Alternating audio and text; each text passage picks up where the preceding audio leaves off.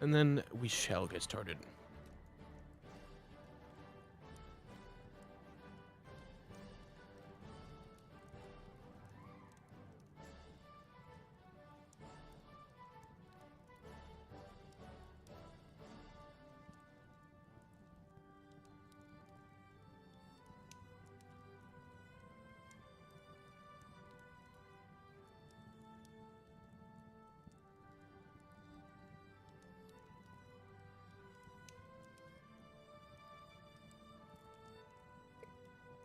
Everybody ready? Whenever you are. Yep. Aye, Captain. All right. So, when we last off, you had just finished up a battle with a bunch of people whom had jumped you when you entered this cave. They went in quickly and with some magic in their bouts as well. Fortunately enough for you all, you managed to shrug off the assailants, one of which was tossed into, well, two of which eventually found their way to lava. Seemingly not doing quite as much death as you would think. It did eventually deal out death to the creatures that fell in there. The reason you were here in the first place is you were chasing a large amount of onyx that was presumably in a very large cave. You did know that there was a few other people in the cave, as the first group wasn't quite as loyal as these guys may have been. So you managed to gather some information from the first fighter, whom had told you there's two more groups in there, which you have found both and taken care of them. Now, as the battle comes to an end, you all are relatively in high health. Is there anything particular you would like to immediately do? I don't believe we searched any of these fellows before we left last time. Yes, I'm not sure either. Let me just have a look. There is... Oh, they themselves don't have anything super specific on them. So no more free onyx? Not on these lads, unfortunately. Hold on, I'm having a moment right now. This is the campaign where I said, like, oh, they had a piece of paper that was encoded. Is that this campaign? Yes, I was gonna wait till he included, but I was like, during the search, did I find the other piece of the encoding? They had a paper that has the exact same writing on it as well. Like another copy, like full copy, or like something I can use to cross-reference? It is literally almost copy-pasted the same message in all three of these. Okay, there's 3 of these. Oh, well, in total, I mean. All right, and we still haven't figured out what it says. Not yet. But there is something that might. As you all go through their stuff a little bit, you can see that ahead, or further deep into the cave, you can see that there is a bit of an encampment, quote-unquote. It's not very large, but there's a little bit of an alcove in the side of the wall. It's not on the map or anything, but in there you can see that it's almost like, with magic, just shoved into the wall. And there's some very basic provisions or set up to just sleep ready there for them. So, because of the time that you had spent getting to this location and getting to this point, you notice that there is a few documents or potential bags or something, you're not entirely sure, that have now been removed from this location, and you're not sure, as you look around, you don't see anywhere else that they could have gone. And it's as if somebody just removed pretty much everything before you ever even got here. Is there any other way out of this room that we can see? In universe, no. But with some searching, you do find a single letter that is still left over after the carnage of it being completely taken for everything there is worth. It is a unsealed, unenveloped letter that is just folded up, laying there in a little bit of a on a little bit of a table. What does it say? All right. I would like to read for sure. Well, it's good that you do, because you open up the letter and it is written in Infernal. Sick. So, the letter is addressed, to the Night March Treasury and Trusts in Dromos, the branch that is in Dromos. And it says in the letter, "It was a pleasure doing business with you. We believe the extra price you suggested is fair. We've decided to move forward with our prior agreement. Given the extra money provided, we assume that no word of the site will find its way to the aforementioned third party. Any further inquiries are to be sent to the prestigious post in Dromas." And that is the end of the letter. Does it say like a name for this prestigious post, or is it just vague like that? The prestigious post is the name of the post office. Do I? Oh, it's the post office. Okay, so I would know that, right? Too. Okay. Yes. Cool. Can you read this letter out loud? I did. Excellent. At which point, the moment the term Night March Treasury and Trusts is mentioned, Villatrix's head snaps up, and he almost immediately storms over, a very, very dark expression on his face, and with precise, calm language, asks to see the letter. Sure. I hand it over. And I'll also put the text in general. I'll put it in a loop. Yes. Inferno.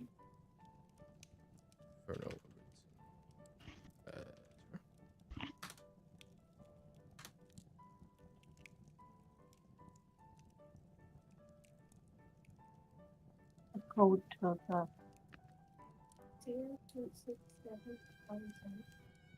There's a grinding of teeth, and Villatrix hands the letter back. Do I know of the Night March Treasury and Trusts in Dromos, since I'm familiar with Dromos? This is something that you've not heard of, no. Okay.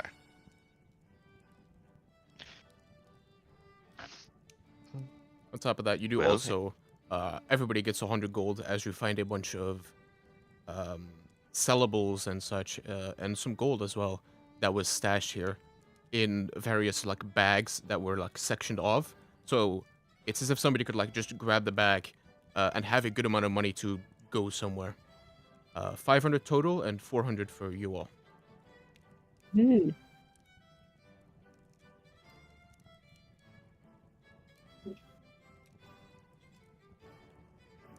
So is there any way, either with this letter or anything else in this encampment, that I could use to decode the script from before, or no?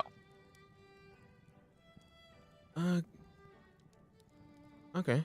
Since you all had arrived at a specific time, I'll say that there is only like a few little scraps of text left that you could potentially use. So it will be another very difficult but possible try at decoding this code. Is the word I was looking for, I guess. So roll me a pure intelligence. I will do that. I totally Dennis, forgot. may I help With with the decoding? guidance? I tried to help last time, but I didn't get the opportunity. Branch also has guidance. Yeah, guidance will Yeah. can go. In terms of probably not advantage, but if you both want to do it separately, then yes. Okay. Yeah, I will have. Who has the better intelligence between the two of us? I just have a +1. I mean, me, but he said that he didn't want to do the advantage. He just wanted us both to roll. I know. I'm gonna have. I see what you're cast saying. Guidance on you. Cool. Okay, my bad. All right, with guidance then. Sorry, what was this? Was it just intelligence? Yeah, raw intelligence. Straight intelligence. Okay.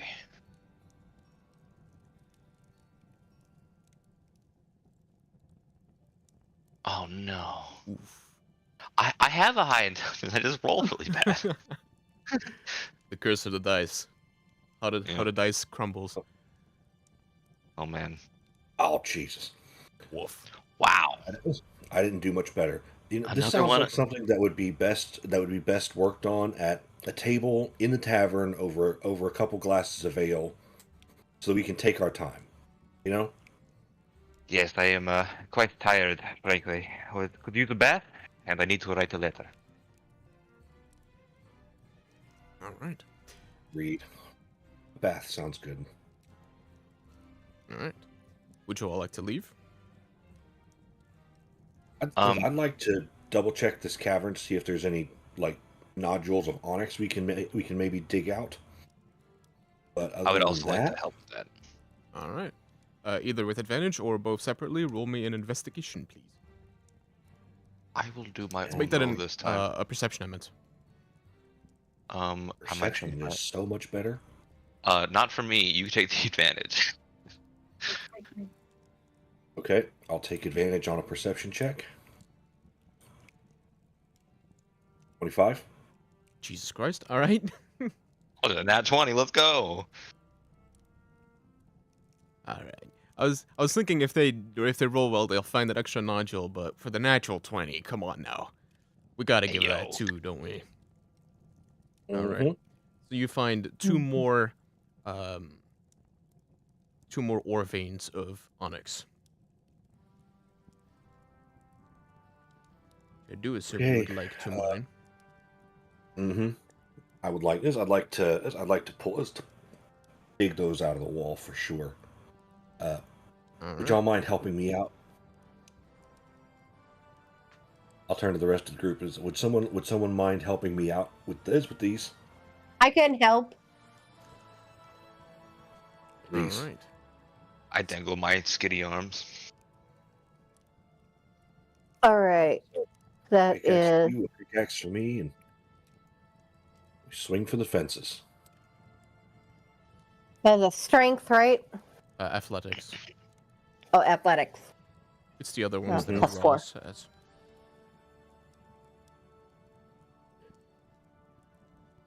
It's been a week, so I forgot where everything is. Yeah, that'll happen. Oh, there it is. I'll take a nat 20. Jesus 20. Christ. Plus. Just be aware. This is all of my luck being used up now. That's true. All right. I got 19. Nice.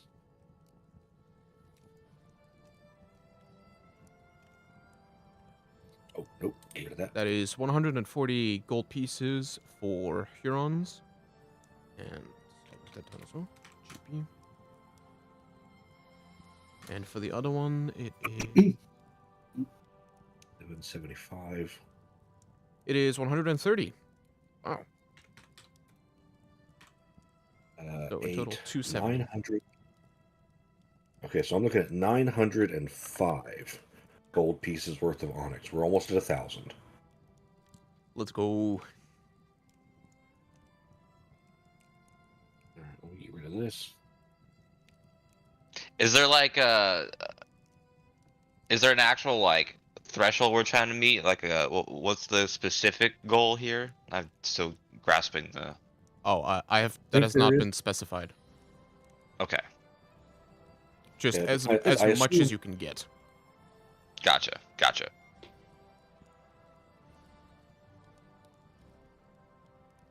All right. Just for shits and grins, I'd like to try and see. I'd like to see if I could find tracks of, because we can tell that this camp has been more or less cleared out. Mm-hmm. Correct. Yes. I'd like to see if I can find some kind of tracks that may belong to whoever did it. All right, that's an investigation. Can I use survival instead? Oh, yeah. I forget that exists sometimes. You know what? I'm gonna be a little unfair and have Branch cast guidance on me. Get a permanent pocket healer or buffer. Oh no, I'm wearing Branch like a hat. I mean, that's how I play my cleric. So, oh my Are god. you fucking kidding me? 25 to track person that came in here. All right, I think I'll just DM you the entire session notes for today. But yeah, you notice that all the tracks that you see, you're confident that there's not a single one that you don't see. But all the ones you see seem to line up with the boots of these fellows in front of you, whom are all very similar. Is the dead guys? Yes. This group that you're fighting against. Is there any tracks of theirs like leading out of here? Yes. As if somebody might have gotten away? Yes. Hmm. Though the ones that leave are a few days old at this point. Okay, so we're not likely to find that person. But I'll keep that in mind. Right. Shall we return to civilization? Yeah. Yeah. Question, DM. Go for it. Would I know who the head of the Dromos branch is? Yes, that would be Sir Trigon.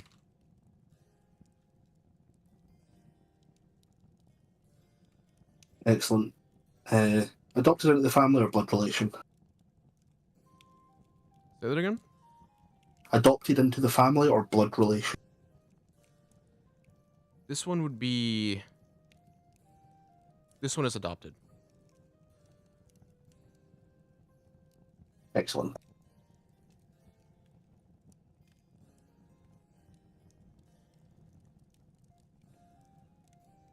Bellatrix will go with everyone else back up to civilization. Probably very, very deep in thought and not very talkative on the way there.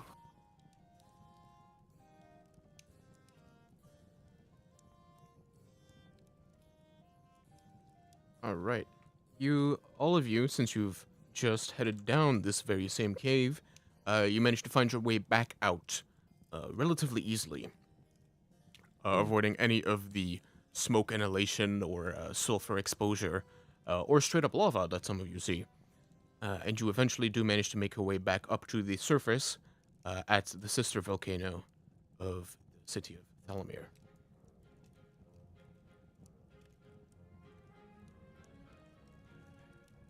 Nice. This is the place what we were at previously, right? The city before Yes. we left to this. Okay.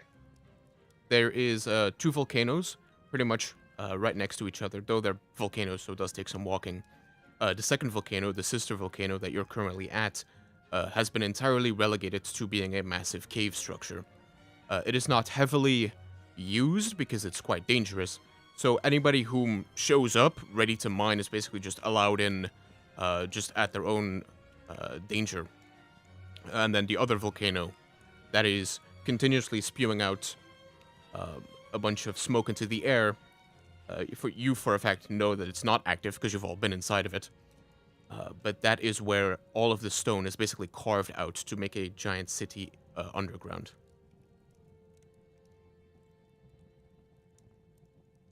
Which you could all easily travel back to.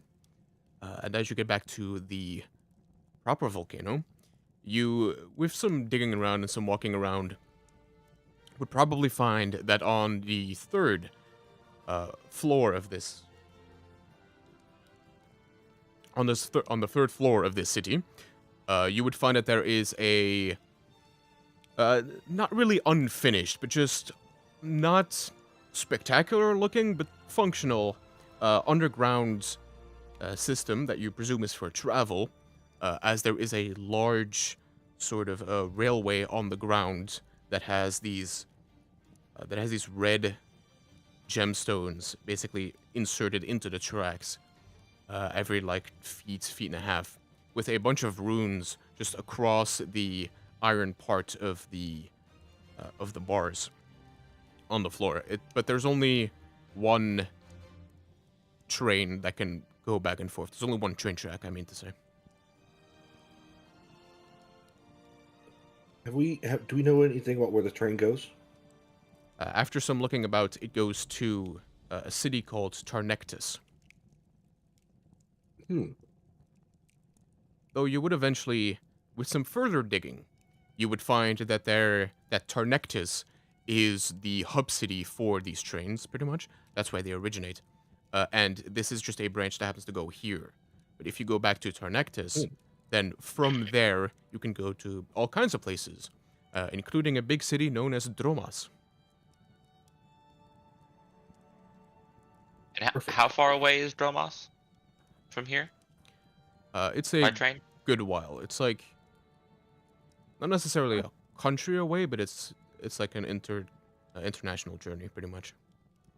Okay.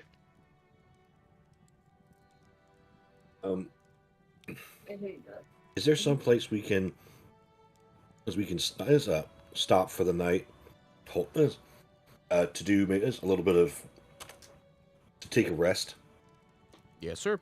Back up on the first level, there is the tavern that you all had stayed in when you first arrived to the city that is attached to a few spots of like water. Like bathing spots. Natural springs, that's the word. I think if you guys are okay with it, before we leave the city, I'd like to take some time to just rest. Mostly because I don't know if when we leveled up we got our hit points and all our goodies back. I need a bath. You don't refresh on a level up, but yeah, you can just take a rest. You'll be all right. Plus, we can take like a few hours to just kind of go over this coded message while we rest. Mm-hmm. All right. So as you arrive in this tavern, it is half a gold to be to basically stay for the time being, as the bath is attached to it, and if you're staying there, then you're allowed to go in it as much as you please. But after you pay the asking price, you're led up to a room that is yours to be in as much as you want or as little. And after you just go over the encoded message that you all found for a little while, you feel like perhaps you need some more information to be able to figure this one out. Oh, great.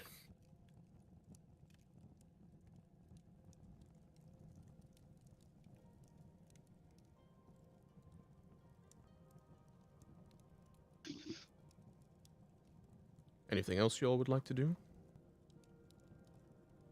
Nope. Just as long as I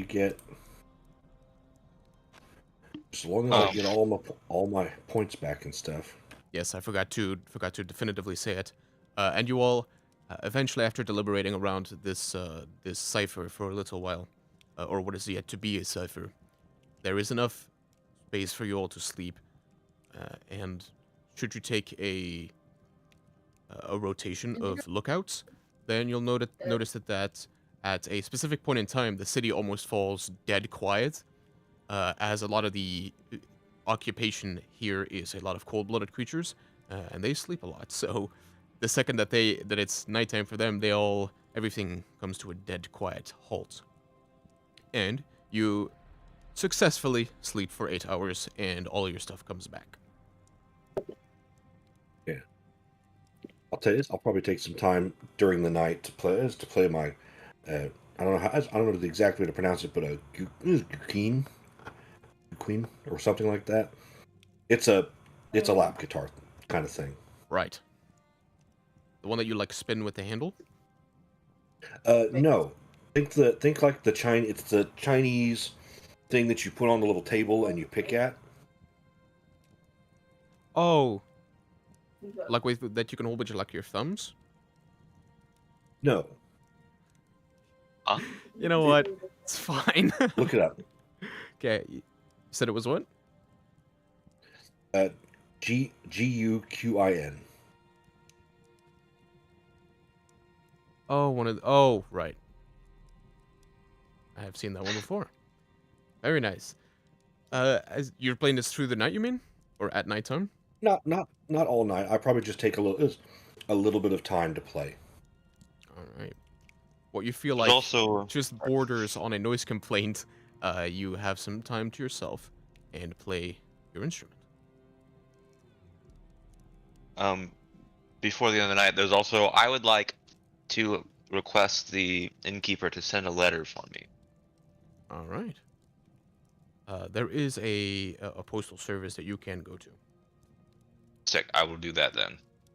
All right. You enter in the building, and you see that there is just a person at the front desk whom, also a snake person, this one, that is barely awake, just at the counter, sitting in a chair looking up at the sky. Excuse me. I require to send a letter. Okay, then. Where to? To Dromas, please. To Dromas. Yes. And you have the letter, please? I do. I pull it out and I hand it to them.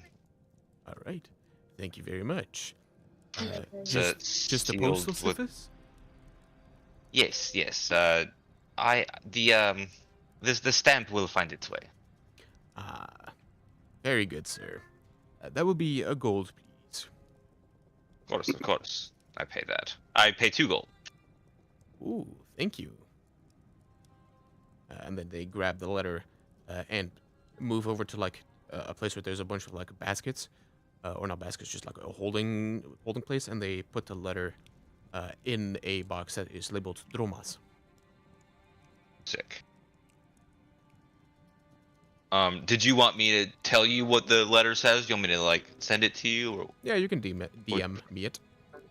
okay? All right. Thank you. Have a good day, sir. You too. All right. Anybody else? Come the morning, I'm going to actually go and Too loud. pick up breakfast for everyone Very nice. and bring it back to have a small chat with them once we're all together. All right. Eventually, as you all wake up once again, it's a little hard to tell exactly what time it is, considering you're currently underground. But your bodies do naturally wake up after some time. As you go downstairs with the entire group, you notice that one of you has already set up a good amount of food on a table that is open to you all.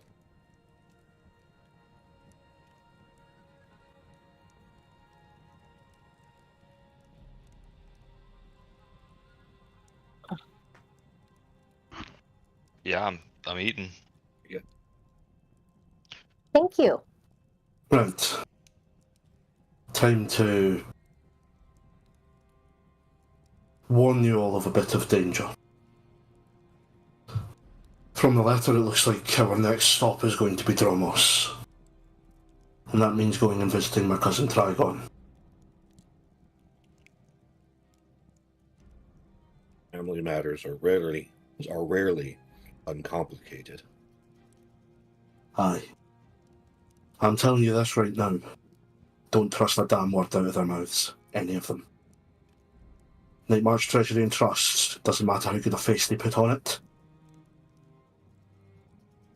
They're not good people.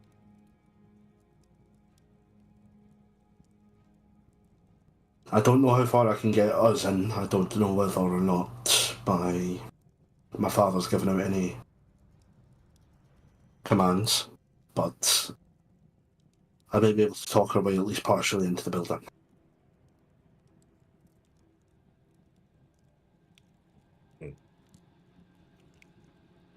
Interesting. Well, and it is anything to ease our journey, I suppose. Well, I suppose it's good that we are going back to Dromas. This is my home, actually. This is where my family hails, and I need to report to my superiors. Aye, that's fair. Just warning you in case this gets a bit more complicated than we were expecting. I might not be welcome. I quite enjoy complicated.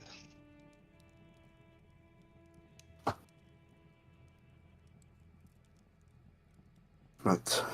Well, if you have any questions, there's some stuff I can try and answer, but no guarantees.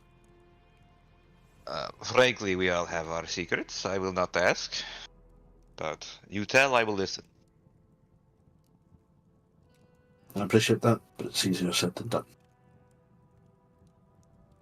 And with that, I'm going to join in eating as well. All right. After you all consume a hearty meal, which is not, you would expect it to be, not to be rude to the locals here, but it is surprisingly good, because that you don't see really any farmland or any animal-based farms around here as far as the eye can see. So you're not entirely sure what it is you're eating, but hey, it does taste good, and presumably is nutritious as well. So, you all finish up, and you now find yourselves on the top floor, floor 1 of the city. Is there anywhere else you would like to go? If Yeah. anyone wants to make any purchases or anything like that, now's the time. Any what? Purchases? Oh, yeah. Is there a bookstore? Yes, you would eventually find a library. It is not the most extensive one you've ever seen, but there's a few good amount of books.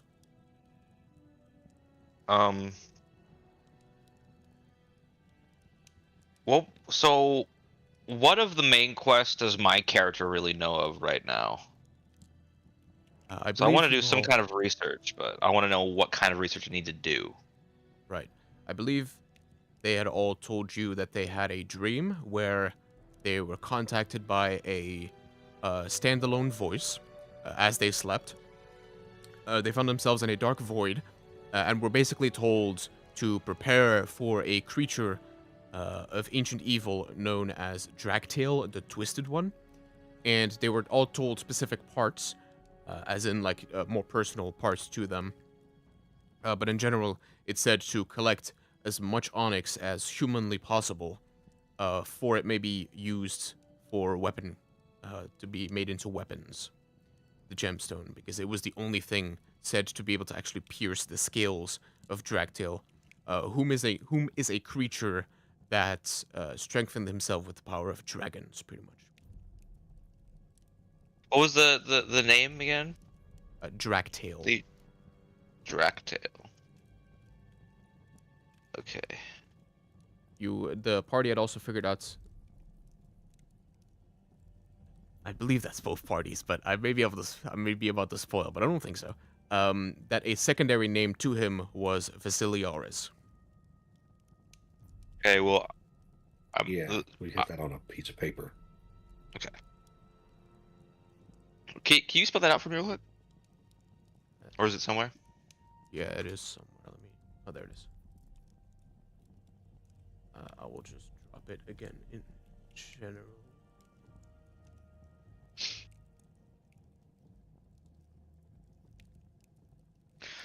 Okay.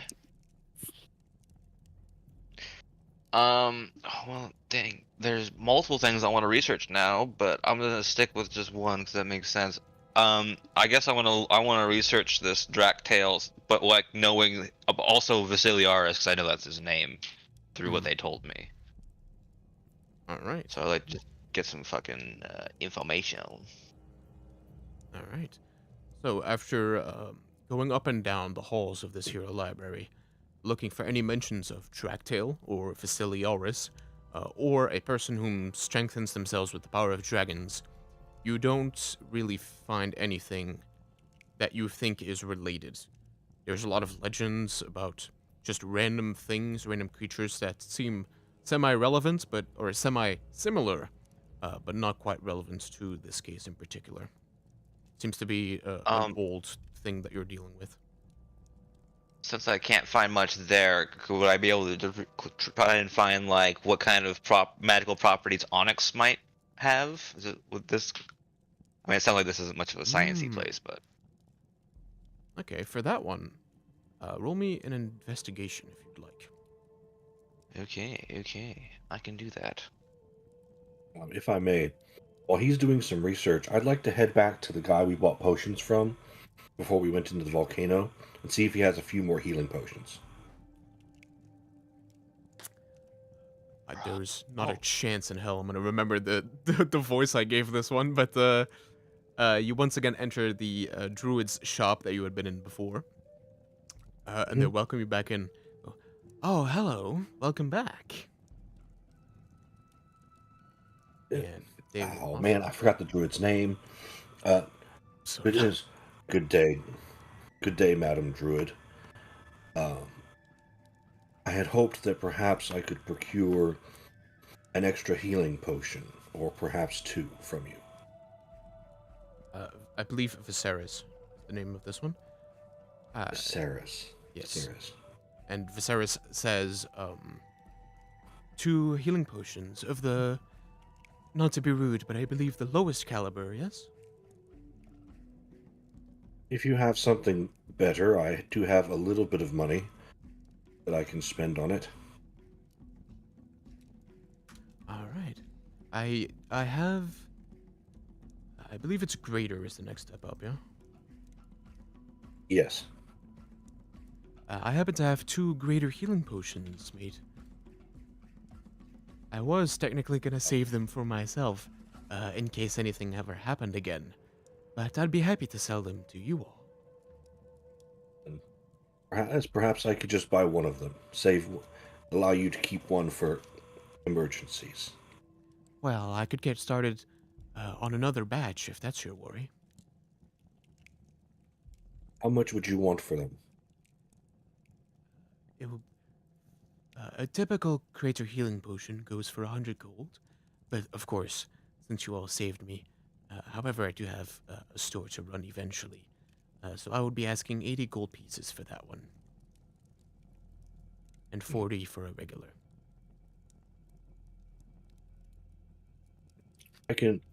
I can buy the two greater. Right. At 80 each, that is a total of 160. And she hands over both the potions of greater healing, which are 44 plus 4. Right? That's pretty much all of my money wiped out.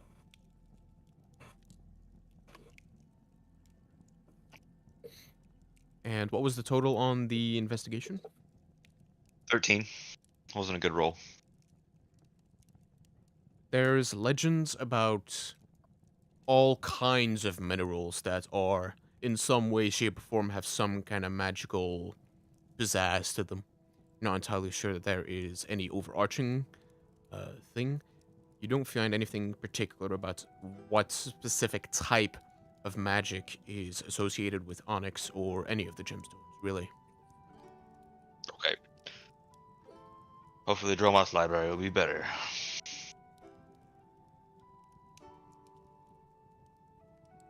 All right. Oh, Mhm. is there like a place where I could potentially buy like spell scrolls? Yes, there is the store of Maidahan, the Raven Eyes Radiant Relics that you could make your way into. Assuming you Okay. do, Oh, you yes. find the sign again with a big raven eye that says Raven Eyes Radiant Relics around it. And as you enter in, I believe I've introduced Maidahan to this group, right? Yeah, we've been here before. Right. You're both in like cave cities right now, so my brain is really struggling to keep it apart. But you walk back into Maidahan's shop. Again, the walls littered with magical items. And Maidahan stands tall, and goes, "Oh, hello, everybody." Hello. Hey, It's a pleasure to see you all. Is there anything else I could do for you? Yes, I was looking for some spell scrolls potentially. Ooh. Well, those are mighty fun there, son. Any particular variety you'd be looking for? Nothing particular. Just I always keep my eyes open for a snazzy spell or two. Alright. Well, you could pretty much find any spell. As long as you can Damn. afford it, pretty much. So like, are wizards like what's the word for it? They confined only to learning from scrolls spells from the wizard spell list, Yes. or can they be from any spell list? Okay. I And guess I'm then good it now. takes a I bunch was- of gold to write them into your book. Yeah, I'm tracking that. I was just like, I guess let's keep my eyes out for something I just don't have. Nothing I'm dramatically in need of. So I'm just okay. Alright. Actually, one second. There was one that I want to look at. Actually, I'm reading it right now. Do you have a scroll of magnify gravity? Ooh. That is a level 2 spell? Uh, Or is I it? think it says level 1 here.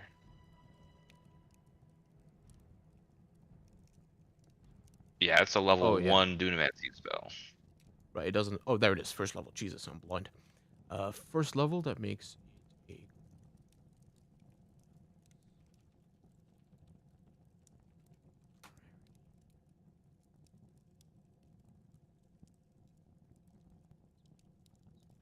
So, for a first level, that is a common item. Indeed.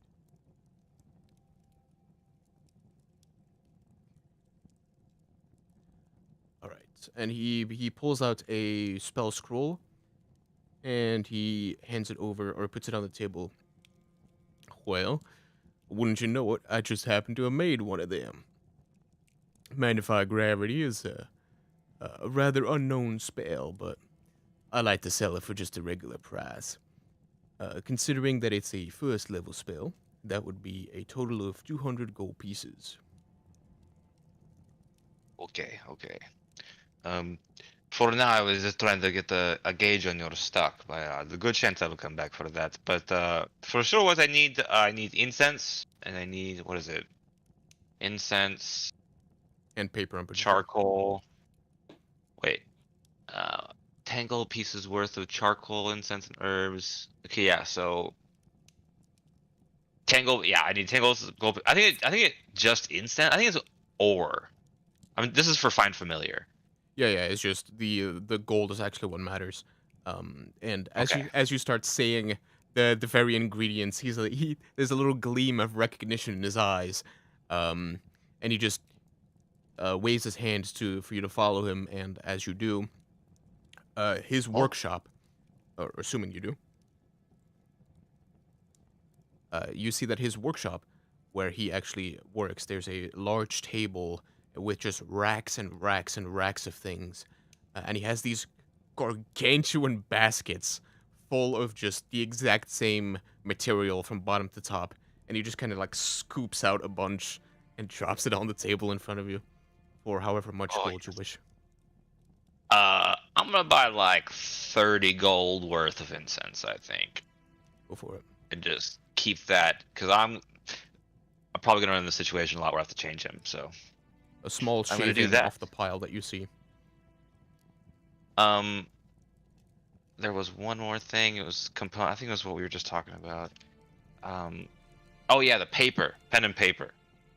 So I'm gonna get a small amount of that. I don't need it right now, but I don't want to need it and not have it. So how much do I need for the spells and stuff? I gotta look it up. Oh, specifically to up. transcribe them? I believe it's like roughly 100 per level. Like per spell level. 100 gold. Yeah, but that's just my memory, so that might not be. That's like roughly correct, I think. Oh, for each spell level, it's 50. Okay. I You know, I don't need it right now. I'm just not gonna. I'm gonna wait until I have some funding before I spend like that. All I right. think I only have the money that we got on that one mission so far. Unfortunately, so a newborn in this world. Ayo. And then he puts away this like big ass crate that he has a bunch of paper in, and leads you back to the front. Is there anything else anybody would like to do? Hmm. Right. Then, if everybody is ready, we can take the train.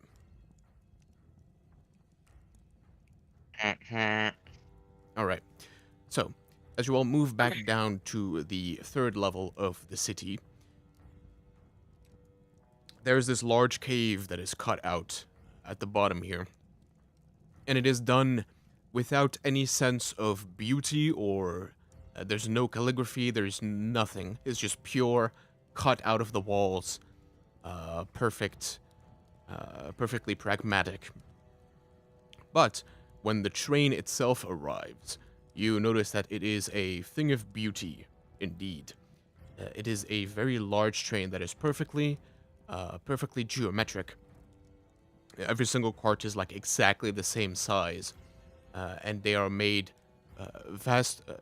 they're majorly made out of just pure steel, but you can also see that there is a few parts of them that are made out of rock as well.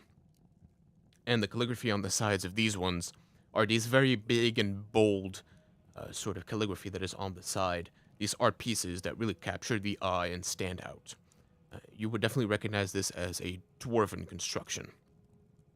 Now, as the train arrives, you can notice that in front of it, or like right in front of it, is the gems that are like lighting up right as the train approaches, and then right as it leaves behind some of the gemstones, they sort of become like a more dull coloration instead. Once again, this is a rather large train with a ton of carts behind it, and it does seem to be very well maintained. It is spotless to a T. Now, as it stops, a few people come back out, but perhaps not as much as you had anticipated. But the amount of people that pour back onto the train is semi-substantial. Now, among the people getting on the train is you all. The price of a trip to Charnectis and then a layover to Dromas will just be a gold piece. For the sake of this journey, there will technically be a layover happening, but who wants to roleplay a layover? So we're just going to make it one large train track to Charnectis, pretty much, or to Dromas, pretty much. Damn, I was gonna stop at the food court. Yeah, too bad. No food court in my world. You would notice that you do have not a list, but through some careful paying attention, you would know that this is the list of everybody who's getting on the train. Of course, with you all in tow. Now, as you get on the train, I believe this is locked. Yes, there you go. So, the train cart you get onto, with everybody else, is just a semi-regular looking cart, as it is presumably just an area to sit down and wait for the train to get started and for it to stop once again. So you find yourselves in this cart right here. Like I said, as the train gets started, you all have to sit down and put on kind of a seat belt, but it's a lot more robust and a lot more like tough than that. Also a lot more strict, so it doesn't really bend or anything of that nature, but it is a bar to keep you safe. The train does eventually get started, and as it begins to sort of cruise at a particular same speed, everybody is allowed to. The bars are, lifted once again, and everybody is allowed to get up. As it does so, pretty much everybody immediately rises and just walks around to different parts of the train. and leaves you all behind in this part. Roughly like half an hour or so in is the time that has gone by. So you are now on the train. You see that there is a way to your left, or well, forwards for some of you, but for us bird-eye viewers, to the left is a way to go, and so there is to the right. You're not entirely sure. You don't see any designation of these carts, but you do notice that there is 2 ways to go.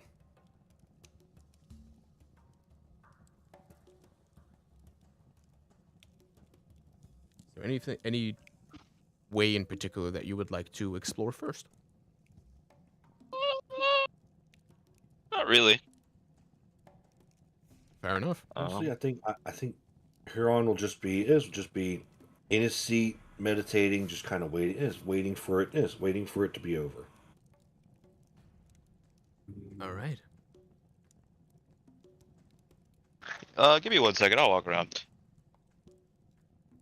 All right. Where would you like to go?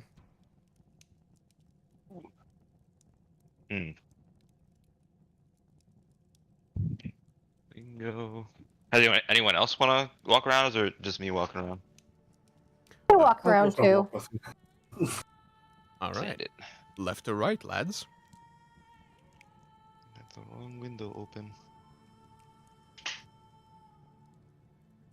Left. Why not? Well, actually, let's go to the back. All right. As you go to Back. the right side, what you will see is this.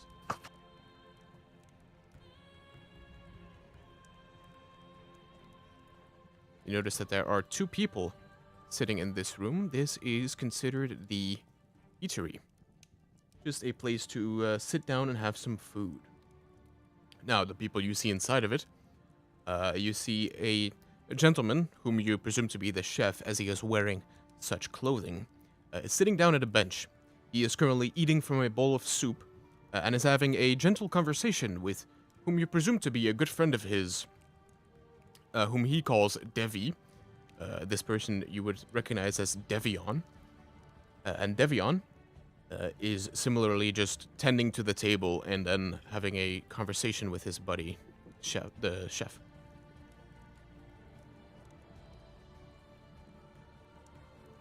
There are a lot of attendees at the. Is it like customers and stuff, or is it kind of empty? It is relatively empty, as a majority of the people have spread around, all around the train. However, there is, in practically every room, there is probably just a random guardsman, and one person there whom is a worker, as the workers just kind of, also populate the train here.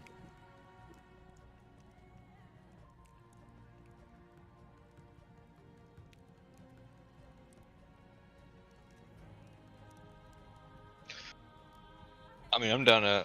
Nothing in particular. I'm gonna keep walking. If everyone, what does everyone else want to do? Like, what are we trying to do here? Are we trying to like do something? Or are we just trying to relax till the train gets there? What are we thinking?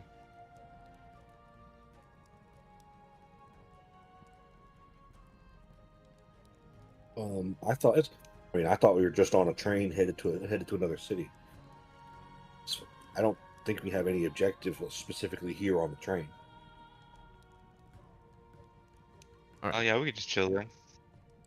Once you do arrive to the city of Dromas, which will probably be next session for the record, there will be sort of a lot of, I don't want to say side quests, but a lot of things to work on, and it will be a complicated scenario or situation. And what you do on the train can pretty much have an impact on what happens once you arrive in the city. So basically, it is to, while you're traveling on the train, there's a lot of things that you could potentially do. There's a lot of things that you could miss, a lot of things that you could never even talk to in the first place. But if you do pick up on the right things, then potentially you could have an easier time once you actually get to Dromas.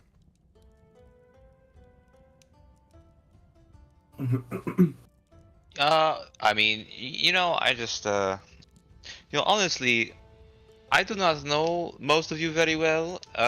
Maybe we could take some time to sit down, have some food, and converse a bit, and also maybe listen in on other conversations.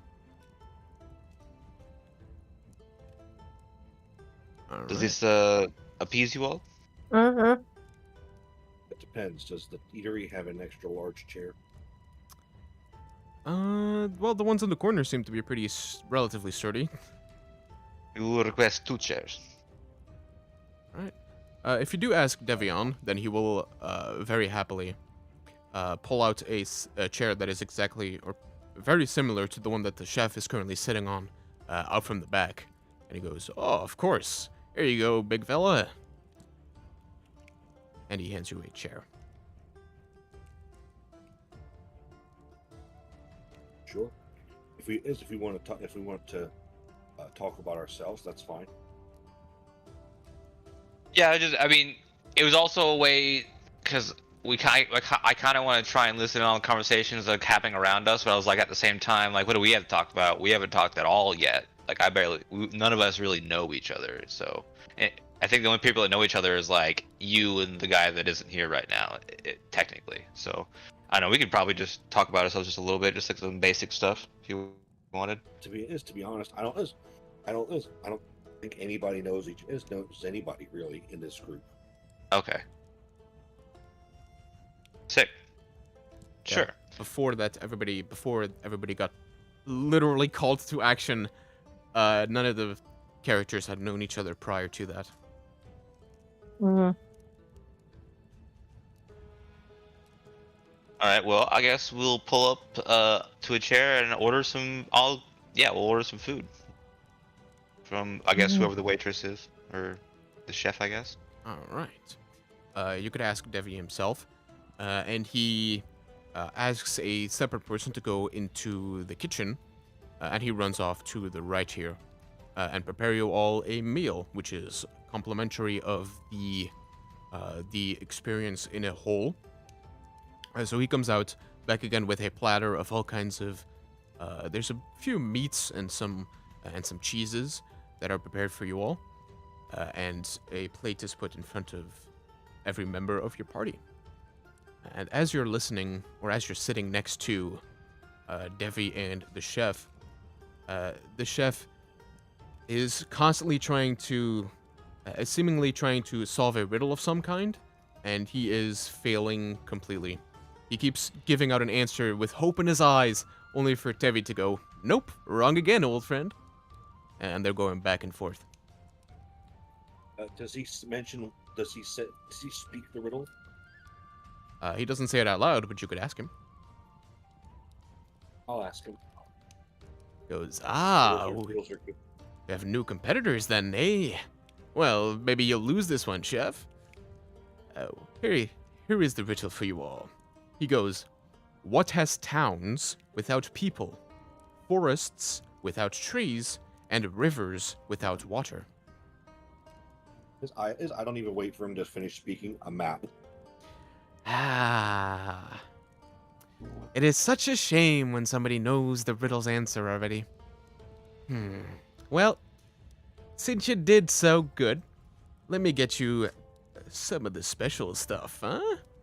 It is Adrian's favorite, but as he lost, he doesn't get to have any. And then Adrian just bows his head like, oh, I tried my best. And Devion goes into this room right here, a smaller room, and you hear a few things being collected. And as he comes back out, he has this incredible looking cut of what you assume to be some kind of steak, perhaps. And right in front of you, he prepares it for you all. Only the one steak for everybody here, as it is quite, presumably quite expensive. And as you all eat from this incredible meal that he has prepared for you all, the rest of you, for the entirety of this train segment, have a +2 to all of your intelligence rolls. So raw intelligence, but also the skills that are involved with them.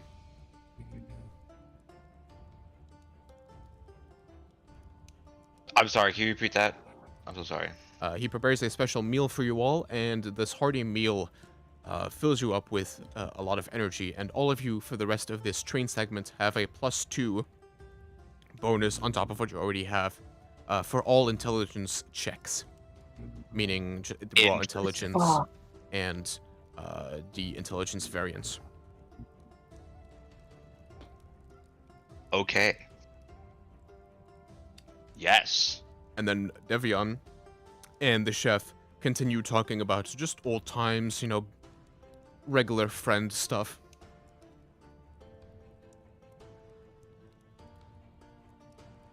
Sick.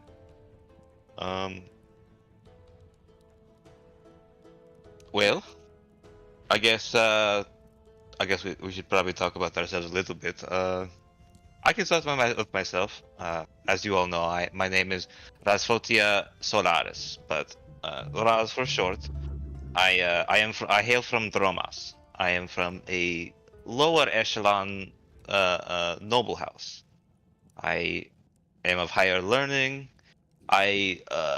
Frankly, I do quite a bit of field research, but usually I go there first instead of just appear there out of a book. That is new territory for me. But yes, that is mostly about me. I'm just some researcher, frankly. What about all of you?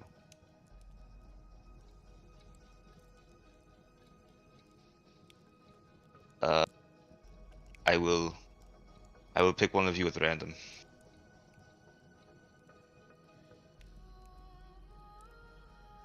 Second.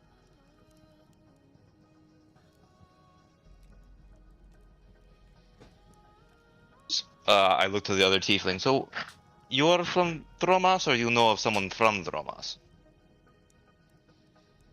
I have the unfortunate displeasure of knowing of a lot of people from many places. Mm. What is is there anything you would like to share about yourself? I know you said that we are looking for trouble where we're going, but other than that, anything about yourself?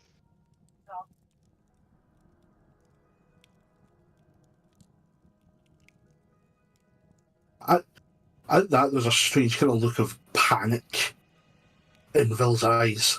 I am simply trying my best. I'm going to go see if there's anything else going on in this train. And I'm going to stand up, bow my head slightly, and turn and wander off. All right. Talking about myself is scary. I'm going to head in the direction we haven't went yet, so towards the front of the train. All right. As you move towards the front of the train, this entrance leads to a large hallway, which has a few or a lot of doors on the right or on the left side as you move through. You assume that this is the rooms segment of the train. Am I supposed to be able to see a token? Well, kind of. To the left of the original one. How do I ping? In the middle of the rooms, there is Oh, half of a token. yeah, this is meant to be here. Oh, You yeah, find sorry, you see that there is a sort of a mechanical construct standing in one of the doorways. The door itself is open, and this creature is just standing in front of it. Cool, I'll wander up and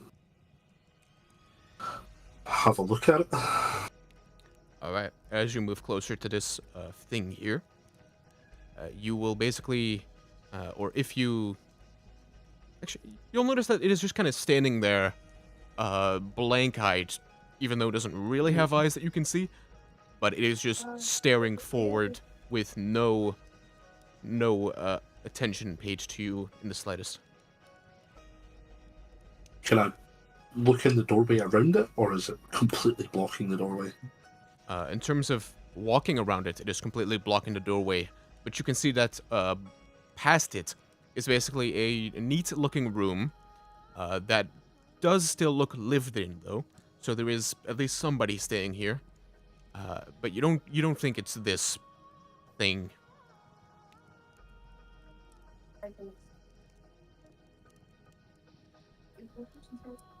I'll kind of reach up and give like a gentle knot on its breastplate with like the back of my middle finger. It's like, is it hollow? All right. So as you give him a little tap, he basically does not budge, but after a while you hear, "I stand guard for the wonderful and exceptional Master Custon." And that is all it says.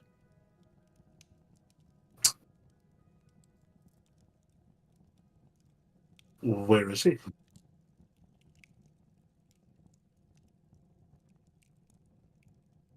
"I stand guard for the wonderful and exceptional Master Custon."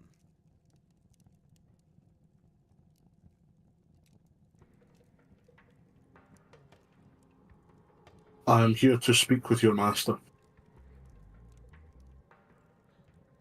"I stand guard for the wonderful and exceptional Master Custon."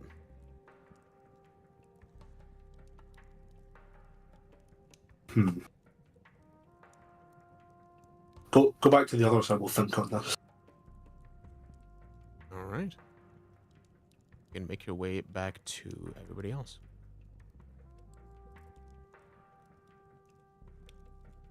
Alright, like, Vil isn't going back. Vil is standing there, like, stroking his chin. I'm saying let other people do stuff. Fair enough. Eventually, as you had previously left the party, the rest of the party had come looking for you, and all filter within the bedroom section of this train. And all of you also see this mechanical construction that one of your allies is currently just like poking and messing with. It doesn't seem to really react.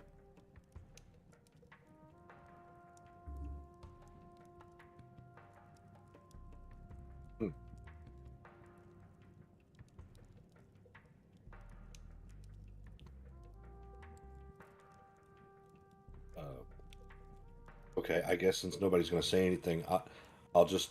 Hello, Vil. What have you found? The guard for the, what was the wording, wonderful Master Custon? That is what he said. Excellent. I'm just going to point my thumb at it. Just strange.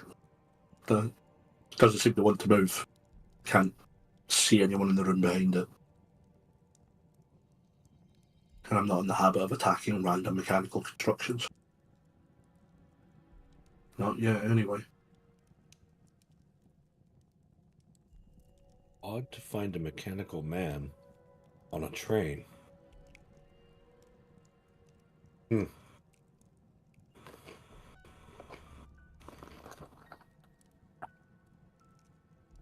right.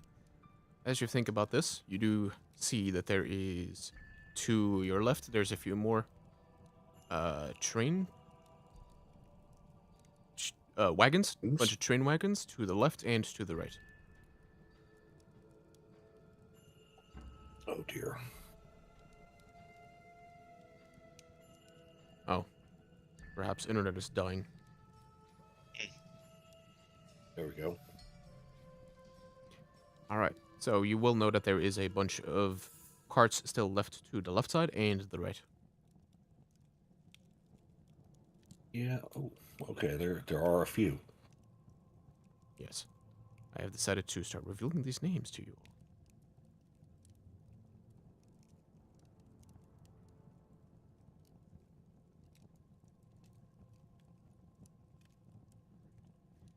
Anywhere you would like to go in particular?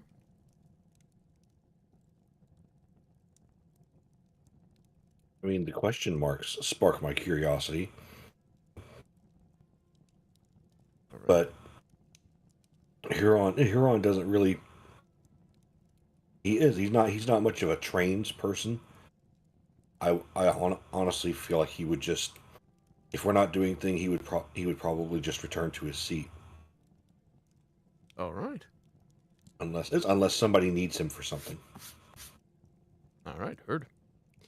Feel free to move yourself where you would like to be. And then the rest of the party, is there anywhere you would like to go? I'd probably just make my way towards the back of the train, just, I guess, strolling by myself, just hanging out. I'd like to see the back of the train, though, at some point. All right. As you move into the kitchen, you see this in front of you. There you go. You see a large room with a lot of provisions for it. That has a few cooking utensils as well. And 2 rooms that are behind a door that you could potentially go into if you would like. And then it continues on, or the train continues on. Probably just continue. Nothing too interesting about the kitchen area for me. Right, so as you move into this room, this is the storage area. And as you move in, you see that there is a guard just sort of pacing back and forth, and eventually finding a seat at the back end of the train here. He sits down, and he's just kind of looks up at you as you walk inside of the storage area. Do I get the sense that, like, this is like I can go through here, or is this like barred entry? The storage room itself is fine, but he is sitting in front of this door, and you do kind of get the feeling that he is there to sort of stop you from entering it. Excuse me, sir. Is this the furthest back that we can go? I was hoping for a view of the rear of the train. Goes, ah, as he looks up at you. In order to get past me, move.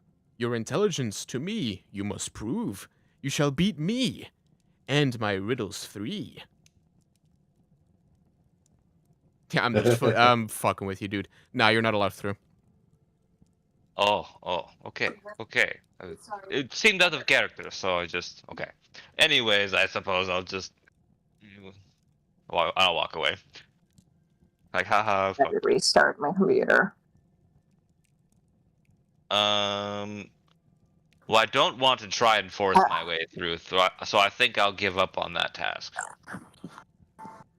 Right. As you walk through the kitchen, roll me a perception, please.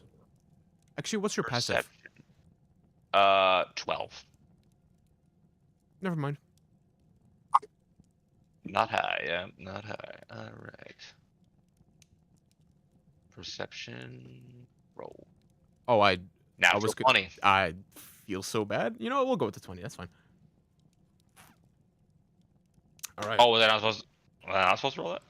Yeah, I mean, a 20 transcends dimensions and rules, I guess. So we'll go with That's this. fair. That's fair. As you move through the kitchen once again, you hear from behind this doorway just some chittering and some movement. Sound like rats? That would make sense if it was. Is it behind a door, you said? Yes, the doorway is right here. Oh, yeah, I'm gonna open the door. That's interesting. All right. As you crack open the double door, you find that there is a room full of food, and indeed a little bit of a mouse that is rummaging around in there, trying to basically just get whatever it can.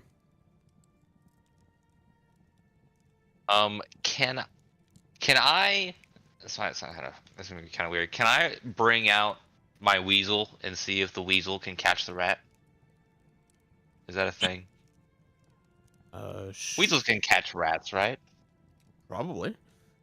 As your weasel crawls out from under your garments, out of seemingly almost nowhere, a large lion burges out from underneath the table and just chomps down on the rat right in front of you, and begins eating it as it looks to you and starts snarling at you. What looks, I suppose. I back up very slowly. As you back up, it seems to sort of relax a little bit. It's still looking at you quite territorial, but it is not actively attacking you. And the mouse is dead. That door. Then I walk back to where we were. I'll check out the front, I guess. If the back is just totally barred, then I'll just keep looking for stuff. All right. As you move into the activity lounge, this is what you see. And give me a second. So, you will notice that at the end of the room, there is this half dark elf person whom is currently absolutely destroying Sir Hiard at the table. They appear to be gambling, and she's got quite a pile of coin in front of her. Then Sir Hiard is looking kind of devastating and looking down at his cars that he was just using. Just absolutely defeated this guy. And then at the right side, you see that there is a dwarf, I forget their name, but a dark dwarf, who is just sitting there, seemingly just drinking, because there's all kinds of glassware all around him.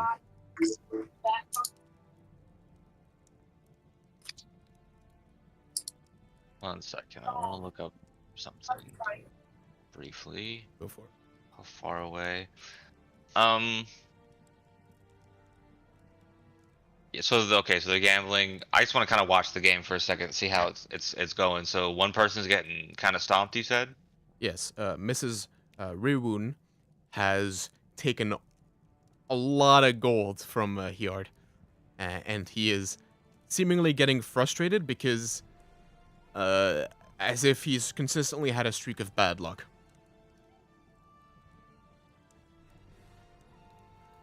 Well, I can't do that.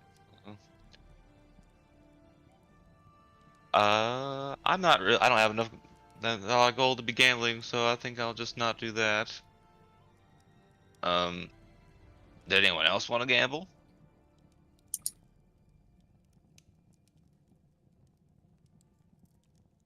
All right, I will move on then. All right. Moving into the lounge, you see this room. And as you move in, you see that there are two gentlemen in the back right of the room, from your perspective, whom are in a semi-heated debate. Well, it's one-sided heated, because Kustan himself seems to be trying to convince this other person of something. You're not entirely sure, but he seems to be going on and on about how good it is, and how strong it is, and capable, and etc. And the person next to him is sort of entertaining the conversation, but is getting kind of turned off by it. And then you can also see that there is an Alkin behind the bar, currently tending to some glasses, whose name is Floor, and she is, like I said, just, doing their job, getting ready for anybody who would like to order anything. Yeah, I'll probably sit at the bar, order a drink, and try to eavesdrop on these guys. All right. You order a drink, which is customary here, and they pour you something that tastes quite sweet. Now, as you overhear the conversation about Kastan a little bit, he is saying that his invention, his mechanical invention, is so great and so exceptional that he can simply leave it in front of his room and nobody would even be able to get past it. He seems to be pitching his invention to sort of an investor, pretty much. And the elf doesn't seem, or this isn't an elf, this is a Sithkarai, isn't buying it much. Do I get enough of what it is he's trying to, what the invention is? Yes, it is the large robot that is in the bedrooms. And who was the master of that robot that he kept repeating? Kastan. Okay, so it's that guy. Okay. Interesting.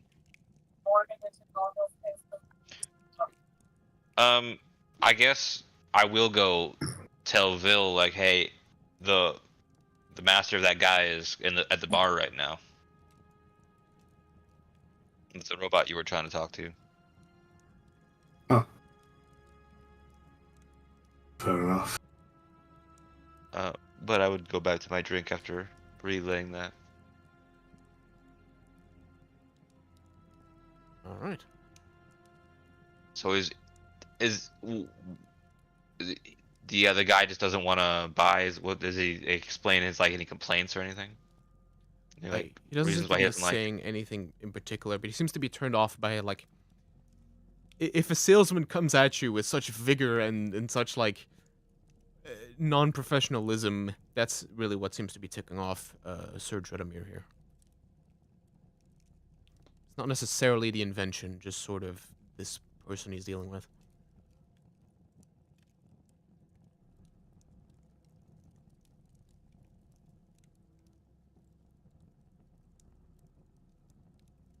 Right. Anywhere else you would like to go? Yeah, I'll keep going after I finish my drink. I don't know if I can influence that in any way. As you finish your drink, you move to the second seating area, or well, yeah, first from your perspective, but second from this perspective. As you move in, you will find that there is a singular person still left in this room here. And as you move inside, you will hear that she is shouting, "Oh, here, kitty, kitty! Come here, little one!" That's what she says. You don't really see anybody else in the room. Are you missing your feline friend, lady, or what's going on? Oh, yes. My little boy, Mr. Longbottoms. He seems to have run off. See what I can do. I pull the weasel back out. Luckily, it's still a weasel because I want to use him to try and sniff out the cat. All right. Roll me perception if you'd like. Yes. Cypher. I think I get advantage on that. I'm double checking because the weasel. Yeah, the weasel has advantage on perception checks that rely on hearing or smell. Very nice.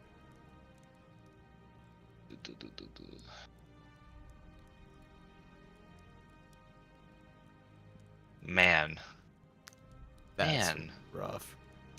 these dice. This I don't know, man. This program. I think it's the website. It hates me. This damn program. All right, with a strong 2, you're not Oh, actually- entirely sure. Hmm? Sorry, that's Oh, with you have advantage. I totally forgot. Yeah. So did I. Wow, that's funny. Go on, lad. Wow. Okay. A little better, I guess. Mm-hmm. It's like a 7. Yeah, you keep telling No, it's yourself a that, buddy. 6. You could always come grab your friendly elephant guy who also has a keen sense of smell. Listen, I can't walk back to the seating room every time I find something interesting. Oh, I'll just stay with you. Okay, that works for me. Huron's not really a trains or an interactive kind of guy, so I don't do well in these kinds of situations. Apparently, my character's super interactive. I just with people behind me, we could do stuff. If it's just me and I'm rolling like crap, like I can't do nothing.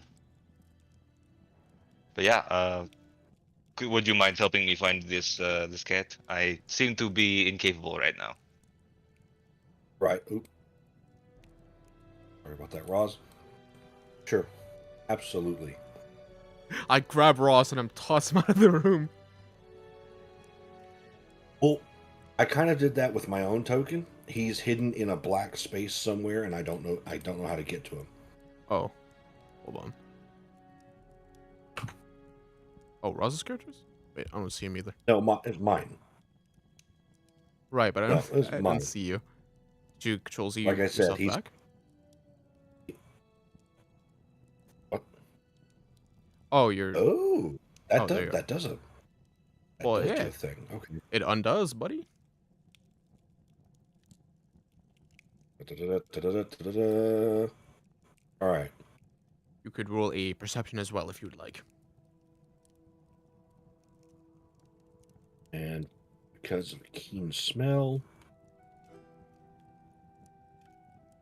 An 18 to find a cat. Nice. All right. So, as you try to focus your nose on finding a feline, nothing that is too weird in your past that was explained terribly. Cats are common, so you've definitely picked up their scent at least some point in your life. And you, Sure. with an 18, you would know that the scent is the strongest in the kitchen area.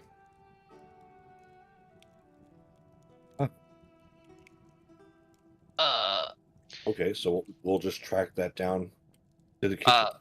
ma'am, how large is your kit? How big is it? Oh, well, it depends. Typically, God. he's a nice little kitty, but sometimes she can get quite agitated. If that's the case, then she is about larger than, well, probably your friend here. Pointing at Roz Huron. is As it- Roz well, has as his she, hand as on she his turns face. to say your friend here, you'll notice that Huron has walked out of the compartment and is making his way to the kitchen. Your friend? Oh, well, he's quite. I figured I would hear him leave. Oh, well, he's bigger than the friend there. Roz is just his hand just kind of like pressed against his face, like, oh, well, maybe he will feel better than I did. I did, because I'm simply following the scent. I don't know that, her kitty is a lion. Right. So as you walk into the kitchen, you could immediately tell that you know exactly where this cat is. You walk to the end of the room, and there is a Mhm. sort of a small side room that you hear a decent amount of rummaging in. And as you open the door to find the cat, you lay eyes. Hold on. Getting cats to do what you want always works better with a bribe. Is there anything any sort of like food item? And I'm thinking she's talking about my sweet little whatever it was. I'm thinking it's a small cat, so I'm gonna grab like a little scrap of meat or a little scrap of something to try and tease the cat out of wherever it is. All right. Easy enough. Easy enough to just grab some meat off the shelves, from inside the shelves. Not entirely sure if you're allowed to do it, but hey, there's no guard, so that makes it okay. You grab a little scrap of food, and do you open the door or try to lead it out of the door? Well, I have to open the door in order to get the cat to come out, right? I mean, maybe, but you could also, like, just put the meat there and hope that it comes out of the room on its own. I was just asking if you wanted to do that or open a door to coax it. Well, it's my understanding that cats can't open doors. Generally. But these are like gonna- like you shove against them doors, not like handle doors. Probably should have I said don't think that. he knows that it's a large lion yet. I think he still thinks it's a cat. So Right. Like I said. I'm gonna open the door. All right.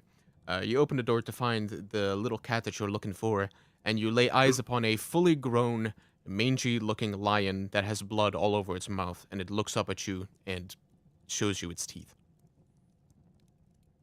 I'm gonna close the door. All right. You close the door. Turn to Roz.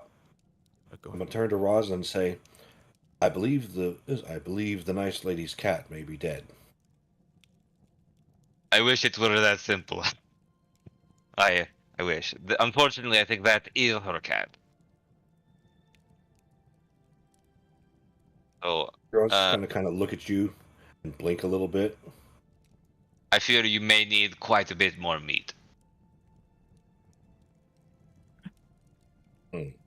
Ooh. Okay. Well, let's do that then.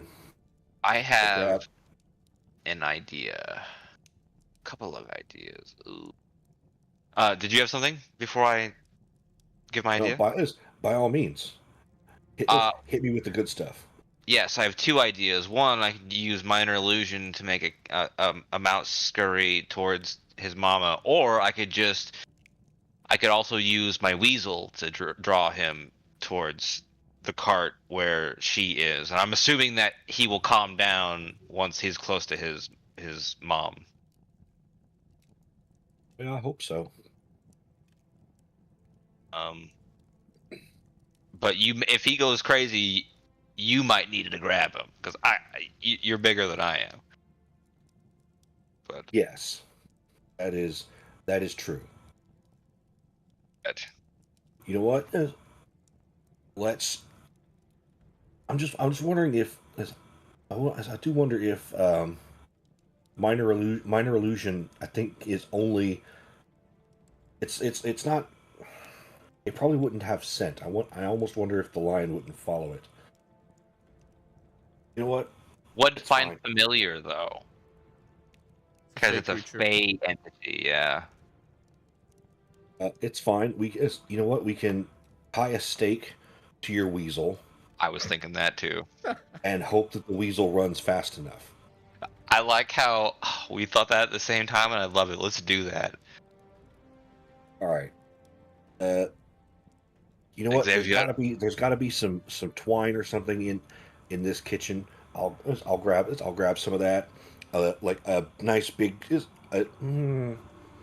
filet mignon sized piece of steak, Mm. and we'll just kind of tie it to the weasel. Nice. You now have a weasel with an affixment of steak. Yes. Xavier, I'm really sorry. You have to run really, really, really fast for me. Okay. And unfortunately, we're not high enough level that I can that branch can cast haste. So, yeah. Struggle. Yep. All right. That's where we are. We're on the struggle train. I will position Xavier in the prime position for bait. Yep. I'll hold up one of my mitts, with my hand on the door, like 3, 2, 1, open the door. Right. So where do you start the weasel? I mean, probably like right about here and like under the table, and probably like as soon as it'll make itself just barely noticeable, just kind of like pique the hunter instinct in the cat, and then it'll scurry off. All right. Full prey mode to add to like draw in the tiger's attention. If I may, real quick, just to call a pause. Mm-hmm. Roz, you may want to run ahead of us to warn people that there's a lion about to be coming through. Yeah, I'll do that. All right, unpause. All right. Now with the Way. with a few of the train's folk knowing that there is a lion to be running through the area, everybody seems to just kind of, as if Moses is walking through the train. Everybody just like makes their way towards each side of the train, to both the left and the right, as they have been warned of a lion that is going to be running through. So, you open a door for this creature, and it immediately sees the meat that is in front of it, and it is going to. Let me roll.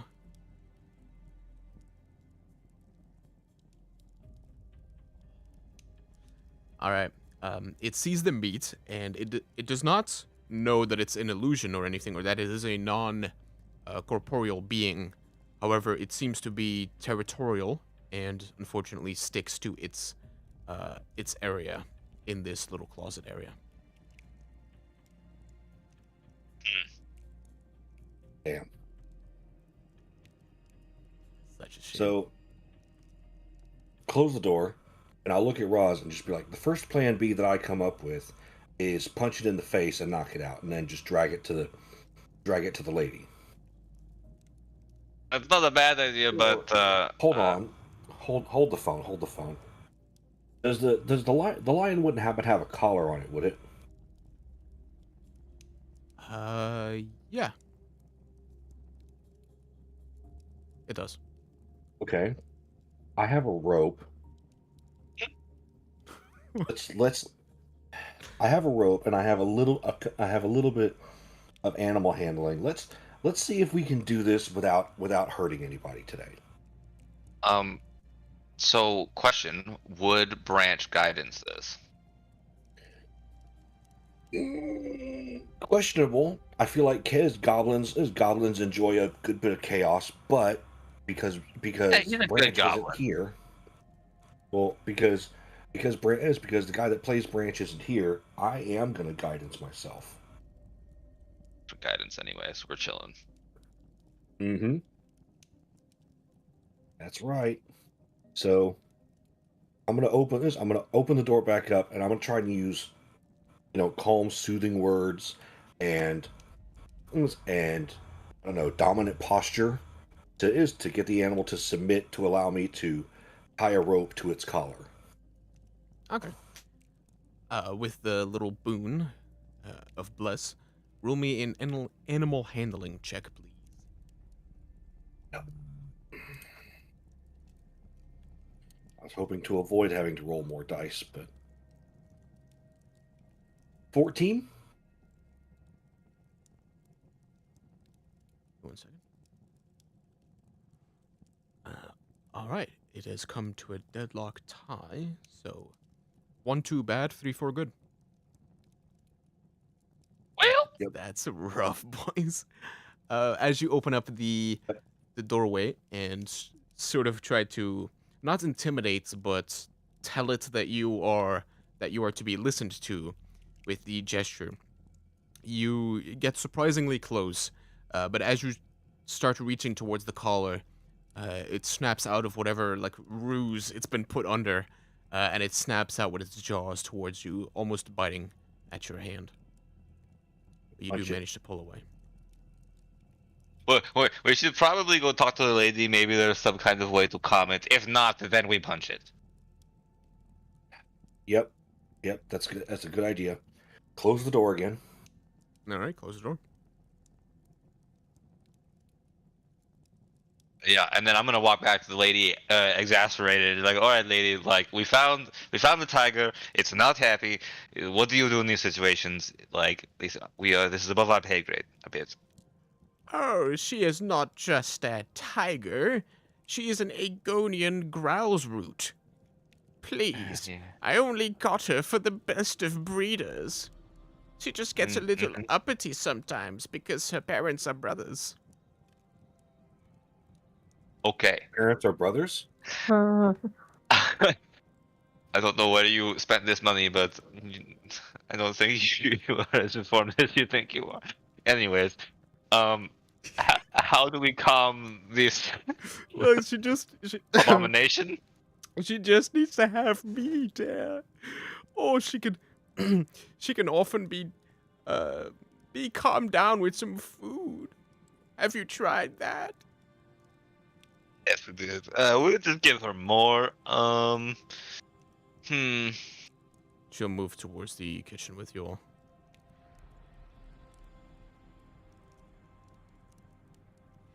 Here, let me try.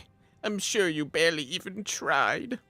And then she grabs some meat off of the out of one of the cupboards as well, and moves towards her own little her own pet in an effort to try and subdue it. She does so pretty well. All right. As this lady walks up towards the lion creature in front of you all, she beckons it to come forth and eat of the meat, and as it starts doing so, it calms down, and its size that was so impressive before starts to melt away in front of your eyes until it is nothing more than but a humble-looking house cat that is picked up by her like a baby, of course. And she would go, "Oh, thank you. You've done wonderful getting me back my Mr. Longbottom." Is that because his bottom becomes longer? Well, it was just a name that my husband gave him. Hmm. I suppose you'd be liking a reward then? It was Honest- it was our pleasure, madam. Honestly, just keep that thing away from me and we're fine.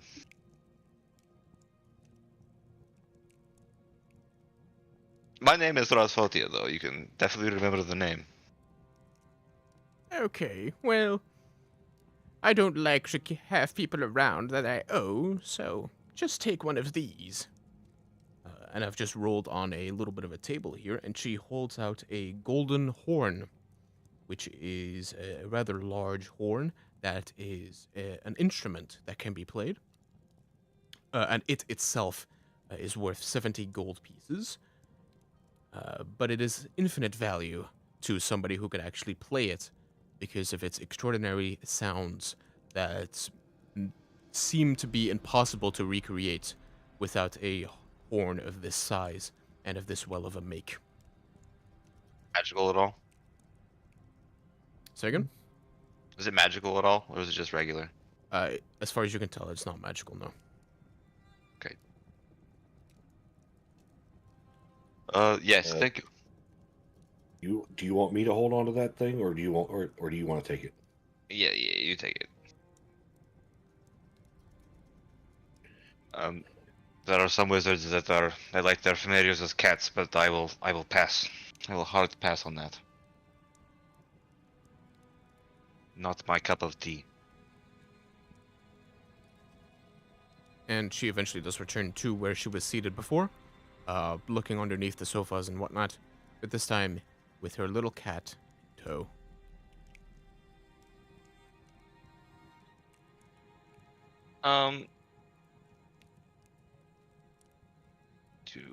Let's see. I guess I want to kind of go back to that bar. Unless anyone else wants to do something, I'd rather go back to the bar and just kind of order the drink and kind of decompress a little bit. Because that was crazy. The lounge, I But assume? also, It's second. yes. All right. What were you saying? Were you saying something, Huron? Just a second. I'm typing. All good. All right. So, you can easily make your way back to the lounge and get another drink from the owl person, who looks at you and just goes like, nods and reaches for a specific type of alcohol that they pull out and then pour into a shot glass for you. Cheers to him. I also want to ask him about so what is the deal with the rear of the train? Is that just not accessible to civilians? I was hoping to get a view of the train from behind. Well, from what I know, they're carrying some kind of priceless artifact of some kind. I don't know what it's about. The guards seem to have a good lockdown on it. Not common. Is this not commonplace for? Do you work on this train quite often? I do. Having some kind of a guard is pretty typical, but for this wonderful occasion, we seem to have been joined by General Hover. She would not be coming along were it not something quite special. Hmm. I understand. Sounds like a job for the sneakiest elephant around. Yeah, they just squeeze through the doors. All right. Doors. Interesting. You must be new here. So, under normal circumstances, is that part of the train accessible, or is it always off limits? Well, they have their barracks are back there, but there is an extra cart there this time than there typically is. Interesting. I understand now. Okay. Is there anything of any sights to see in the front of the train, or is it more just seating? Well, there's one cart out front. That is the seating area that you've mentioned. Then the one before that is just the rooms of all the workers. And before that lies the actual control room. I'm not sure what you'd want to do in there, but I can't tell if they're anything in particular interest to you. Well, let's see what time may tell where and what I do. So who knows?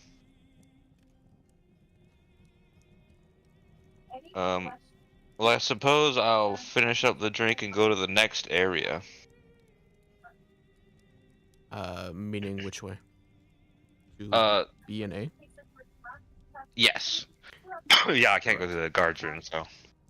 So, as you move past Custon again, you all make your way back into seating B, and behind you follows the little halfling. And he says to you all, "Hey, hello, listen, I've got a bit of an opportunity for you all, yes? Would you like to hear it? Sure. Listen, this guy, Sir Drudimir, he is just not. You've all moved into Zoom, and he followed you behind. He's just not listening to any reason that I give him. Listen, I've got this thing, right? It's incredible. This mechanical construction that can stop the power of the gods themselves if he wanted to. I just need to tell him that, so he can give me funding to make more of them. But he won't listen. So, here's what I'll say. I would like you all to try your absolute best to get past him and break into my room, which is the one he's guarding. Do whatever it is you want to do, I don't care. But you will not get past him, I guarantee you that. And once you tried and you cannot figure out any way to get past it, please come back to this room and tell the Sir that no matter what magic you used or whatever you did, you could not get past, yeah? Is there We can. proof that we can bring from your room that shows we've been there? Well, if you do somehow manage to get past, you can just grab whatever it is in my room. I'll judge. I know for a fact you won't get past it anyway. There's a large amount of gold pieces in there, should you manage.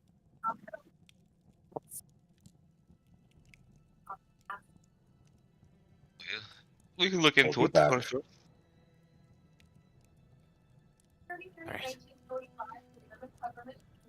Give it your best shot, lads.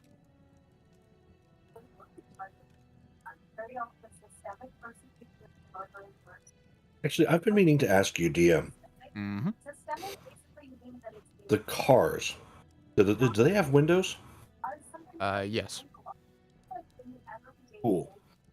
This section between the cars, is that open air? It is.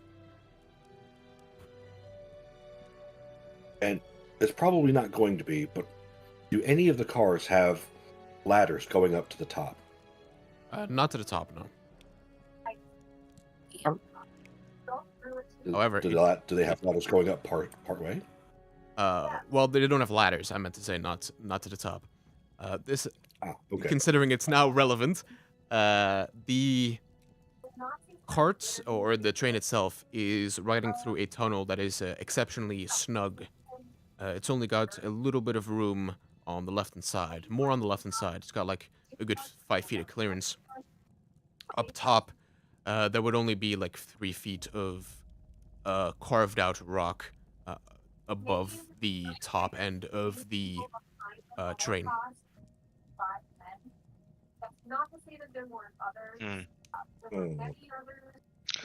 Are the rooms 2 and 4 unlocked? As you try the doors of all of these, they are all locked. Except 3, which is wide open besides, you know, that thing.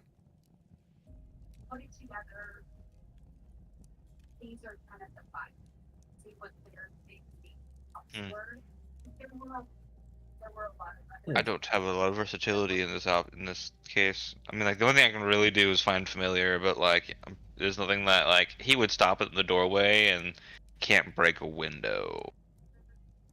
Go through a window. Oh. I'm looking over Branch's spell list. And stop me if y'all think this is something that Branch wouldn't do. But he does have invisibility.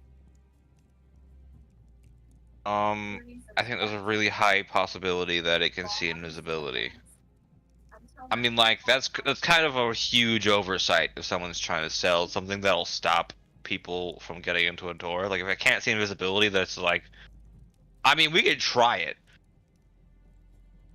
And I guess that's like part of the process of testing it. Yeah. Do y'all want me to cast it and see and try it? I mean, we're not doing anything else, so yeah, send it. All right. I think we'll have Branch cast invisibility on himself. Okay. This is stealth is +3, and so we'll see if Branch can't, as invisible Branch, sneak through the legs of this automaton. You would see before you cast invisibility, you would see that it is built in such a way that it would like pretty much take up the doorway. It's not like just a humanoid standing there. So it would be Okay. just without doing anything special, it'd be pretty much impossible to just like go past it. You know what? Would you cast it on my weasel? And have him just drag something out?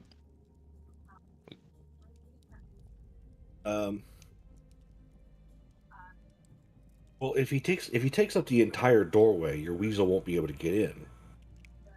Is there not enough space for even a weasel to get through? The weasel would be able to get to. It is not. It's not quite literal. Every air gap is filled. It's just that. Okay. It's just that an entire creature wouldn't be able to, or a sapient creature, wouldn't be able to squeeze past. However, a small, large rodent-sized creature probably definitely could. Okay. He's the thick Well, boy. Let's try invisibility on the weasel instead, and have the weasel go inside and see what it can see. All right. As the weasel is made invisible, and tries to scurry to the right side or the left side of this automaton that is taking up the majority of the doorway, you can see that there is his room. Oh man. You said that the other rooms were locked. Would I be able to get into room number 2? Well, the door is locked, but you know. I'm sorry. All right. As your little weasel friend gets past, you notice that there is a rather large chest to the back side of the room that seems to be presumably where stuff is, unless, of course, you were lied to. There is also a wardrobe to the right that is, well, to the right of the chest from the entrance perspective. A wardrobe that is closed. You can see that there is a desk full of all kinds of papers and writings that neither you nor your weasel quite understand. The bed is littered with a few random pieces, seemingly broken or some kind of a messed up pieces of metal scraps. And there is also a small, like, drawer in the desk. Okay. Well, the goal was just to get something of his out of the room, and it seems I've successfully gone in. So I think I'm just gonna have my weasel. I'm gonna have him. Dig into his underwear drawer and pull out his drawers. One pair, just so I can bring and show to him. A piece of paper off the desk might be easier. This is funnier though. It is. Go for it. Yeah. I'm gonna steal a pair of his underwear. Now, I was gonna make you roll to get the gold out, but you know what? I will make you roll to get one of his drawers out. That's fine. Oh no. We're gonna sell the secret of how we got into his room back to him for the gold. All right. So you pull out his drawer. With an exceptional showing of strength, the little weasel is capable of pulling open the entire wardrobe drawer made of like completely wood. Determination will do anything to a little ferret man. So, Hey, cats can do it. he opens it up, and I'm also commandeer. I'm also like controlling him. So he pulls out like a set of white briefs with red little hearts on them. Perfect. nice. Yeah, I have him come back through the door with a pair of underwear. And you notice that the automaton looks down at this pair of underwear that seems to have gained sentience over the night. That's running away from him, and he. No. Anything the target is wearing or carrying is invisible, as long as it's on the Oh. target's person. I didn't know So- that. I thought this was going to be There will invisible not- underwear. There will Alright. not be any. There will not be any underwear floating through the air. Thank you very much. Okay, well, I was just gonna say that it scans it and doesn't see anything living, so it lets it go. I wasn't gonna stop it anyway. But there you go. It's Oh, completely Not invisible. Compute. Self-destruct.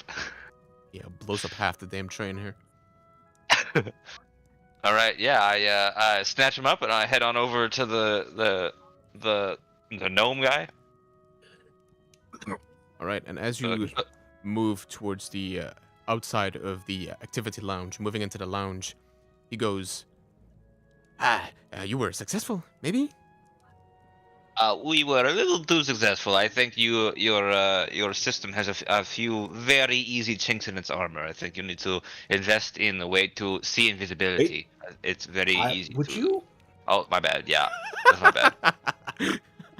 Never mind. I guess we're not ransoming the secret of how to get past the metal man is for the gold. My character likes to flaunt stuff, and I forgot, but I prioritized his flaunting. So technically, this is canon, but this is also a misstep on my part. But it's lore accurate. Oh no, I'm treating as if you actually said that to him, and I tried to stop you, but it was too late. Oh yeah, that is lore accurate. Alright, so, as you say that you indeed went through it and managed to get past it, goes, you did not destroy it, surely? No, why would we do that? Then how could you have possibly gotten past it? Said I have to invest in invisibility, but how could you have gotten past it? It is physically taking up the damn door room. I'm gonna have Branch stop concentrating on invisibility so that the weasel becomes visible. He immediately he looks down at the weasel and just goes, "How did you Currently get? chewing on his underwear. What did you grab? Why? What? I think the weasel's still holding onto your underwear. I think noticed. you might need to invest in a new pair. I think Xavier They went to look town on them. wonderful. My wife thinks they look cute, and I will wear them as much as I like. I guess. Listen, You wear the next pair. listen. I just need. Okay. How about I would like to offer you all 100 gold pieces for you to simply lie to him and say that you tried everything in your power, yes, and you did not get through. Oh. Well, that's great. Yes. I will do that. Of course, I do also, excuse me, owe you some of the gold. Well, fine. I owe you all of the gold that was inside of my room when you supposedly got in there. So he'll hand you a pouch for 400 gold pieces, for the room invasion having gone successful. This is to be, we'll spread this gold across the players here. And then he says, if you successfully lie to him, and let him know that it's so impassable and you cannot get through, I will give you another 100 gold, yes? Deal. Okay, but he does have to believe you. All right, follow me. And he starts flaunting. I'm just. Mhm. I'm Go going to kind of lean over to Roz and say, perhaps you should tell him that we got through, that we didn't get through. I'm not good at deception. Oh, do not worry. This is my forte, sir. This is where I shine. All right. And the second he enters the room, he goes, see, I told you so, you ugly bag of bones, huh? They did not manage to get through. Oh, go ahead. Sorry, there is one thing I want to do before we enter the room, and I want to use my electrification of Mask of Many Faces to like show myself like soot covered. Maybe there's some smoke coming up, like I like some grease on my cheek. You know, just look like I've put a lot of effort into trying to get past the robot. Sure, yeah, that works. You heard the prior statement of him flaunting all the way through the doorway and into the other cart. And as you entered the room, he is currently going, "No matter what they tried, they could not get into the room." And then Sir Jodamir, as he's been explained to you, sort of just leans over from his mostly static position, which goes, "You didn't get through, huh?" I kind of lean up against. I put my right hand against the table. I kind of just like lean against it, like out of breath. Like I listen. I am a wizard of great renown. I have many spells in my spell book. I tried the lot. I tried all. I tried destruction. I tried trickery. It didn't matter. Nothing I did could get past this wonderful, beautiful work of machinery. I think you need to not only take his offer, but I think you need to pay. If you don't pay more, you are missing an opportunity. So, renowned wizard, huh? Why don't you tell me, please? You would. I would love to know everything that you tried to get past it, and what did. Sir, I believe this is one of those things where it is best left to the professionals. Really? You do not know my jargon or my works, or I have some custom spells as well that nobody has heard of because it is my own make. But normally I can get past the most security. Your own work? Well, you Of must be course, of quite a renowned wizard then. Excuse me, sir. I did am. not know More I of an was in the underground. midst of Mr. Wizard. Hmm? Rasputia. It's more of an underground known name, but if you are not in the really? wizarding circle, you wouldn't know. Roll me a deception with that. With advantage. Would Branch bless me in this situation? Let's give the man a guidance. Yes. Yeah, that's what I meant. Yeah. Well, that would probably be seen if you're standing in front of somebody and one of your allies goes "Hashimashimala" and then puts his hand on your back. It's true. I'll leave it up to Ross. Deception. That's okay. Plus this. Let's roll this. There's no way this fucks up. Okay, 28. Oh, I thought the other one was a 3, but that's a 15. Well, I'm blind as a bat, Yeah. apparently, but...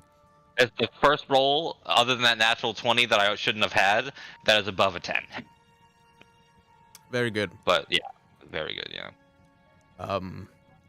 He pulls out sort of a bit of a... how should I call it? A scroll, pretty much. And just jots down the name of this incredible wizard that managed to somehow, some way, get past this invention. Solaris with a little dash right there. Yeah. That's how you spell it. Ah, I see. Well, I'll be looking a lot at your exploits then. I am glad to hear it. Don't worry, everyone will be soon. Tell me, if you had to choose, what would be the most effective spell that you can cast? Just in general. Effective? You mean a very specific spell? Are you talking about for the situation, or are you this is very general? Well, every wizard has their, shall I say, forte, the spell that defines them, their best work, whether that be capable of turning people to ash, turning walls to ash, turning walls into other walls, whatever it is they specialize in. What would be your spell? Anything that turn to ash sounds good. Just power. Anything powerful. The most powerful spell is probably the best spell. That is my rule of thumb. And my Oh, so desire. you can cast Disintegrate then. I am working on it. Ah, It right. is one that eludes me currently. It is on my list. More of a tool belt kind of caster then. I see. Well, if you're branching out to more destructive spells, then perhaps the city of Dromas could be a good destination for you. So what is it you're pitching right now? Oh, It- sorry. You're going to Dromas and you don't know about the two schools there. Oh, I'm very familiar with various. I was an attendee of said schools. Really? What? When? I was. You graduated? Is this DM or is this? No, this is him. Oh, yes. I have graduated quite some time ago. I am a full researcher for the institution. Huh. Meet me there, please. Once we arrive in the town, of course. City, excuse me. I'd like to talk with you a bit more. Do you have some kind of? Are you attached to this school? To the school as well? Why, yes, of course. We can talk about that Interesting. once we get there. For sure. What is? Let me get your name, please. Oh, I am known as Sir Dradomir. Radomir. Okay. I will remember your name and I will look for you when we get there, for sure. I bet you will. Now, I do suppose that this might be a good investment opportunity for me, so if a powerful wizard couldn't get past it, then maybe it is worth it.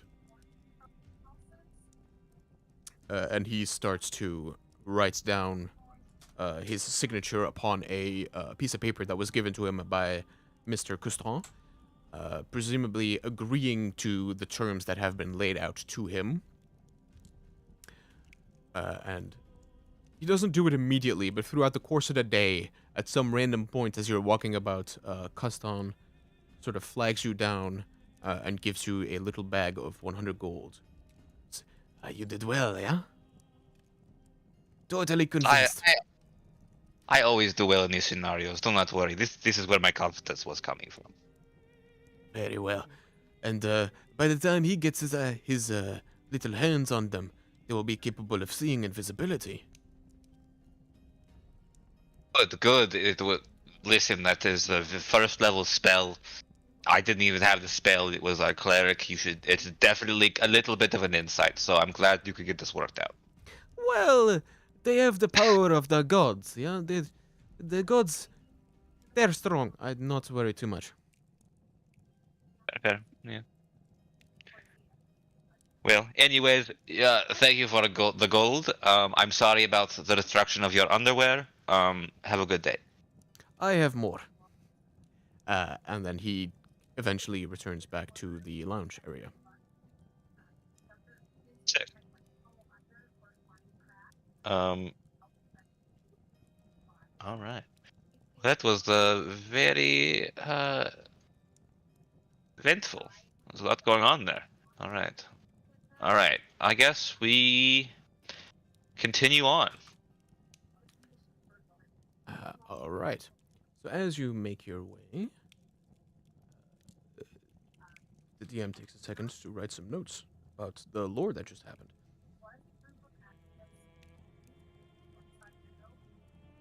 You said to Dradomir, you said that you graduated and that you were affiliated with the institution, like with the what is it? The prayer's answer? What did I call it? The riddle's answer? Okay, so I did actually have a little bit of a confusion when you sent that message, so I guess good time for clarification. Let me pull it up. There's that and the other one. I wanted some a little bit. Sorry, I get it. I have a lot of messages. Looking up the riddle's answer was the academy.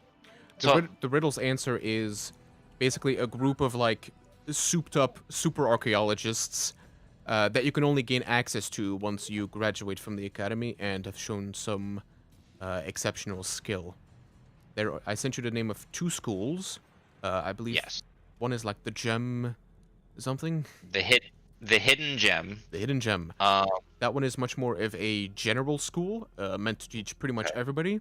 And if you excel or show exceptional promise in said school, or after you graduate, you can be taken to the other academy to be fully, properly trained in magic specifically, unlike the general school, which teaches like all kinds of things. And it is a sort of a pseudo preparation to be accepted into the order should you show, your skill is good enough. so actually, I think the real answer was the Advanced Academy, but the Clue Seekers was the name of the organization. I think is what this says.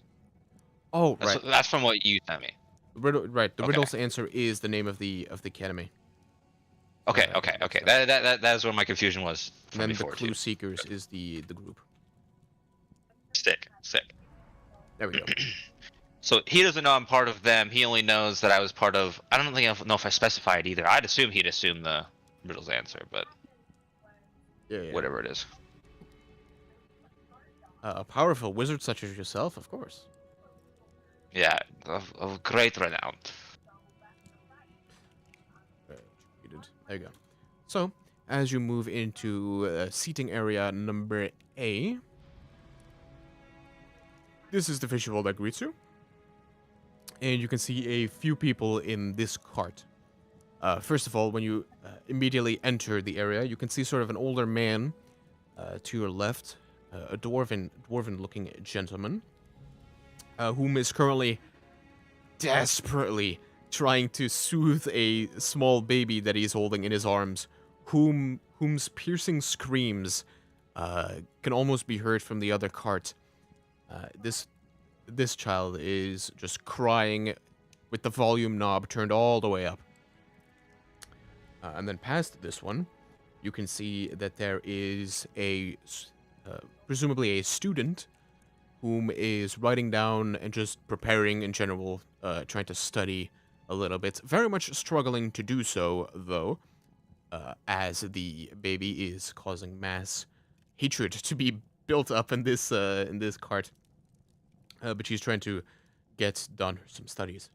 And then past her, you can see a young woman whom seems to be of some kind of a noble lineage, though a bit more subdued, potentially, because her clothing are nice, but not, like, over-the-top excessive.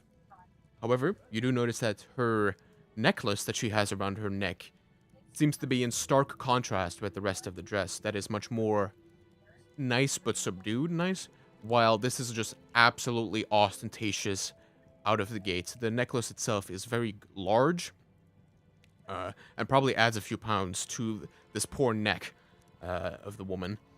But this necklace itself is very just ostentatious and extra, shall say. And that's everybody you can see in the in this room.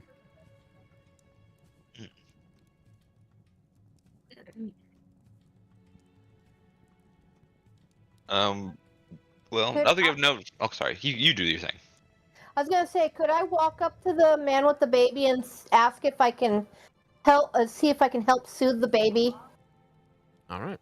As you walk up, he immediately starts thinking he immediately starts talking, or like saying to you like, "I'm sorry, I can't seem to help her."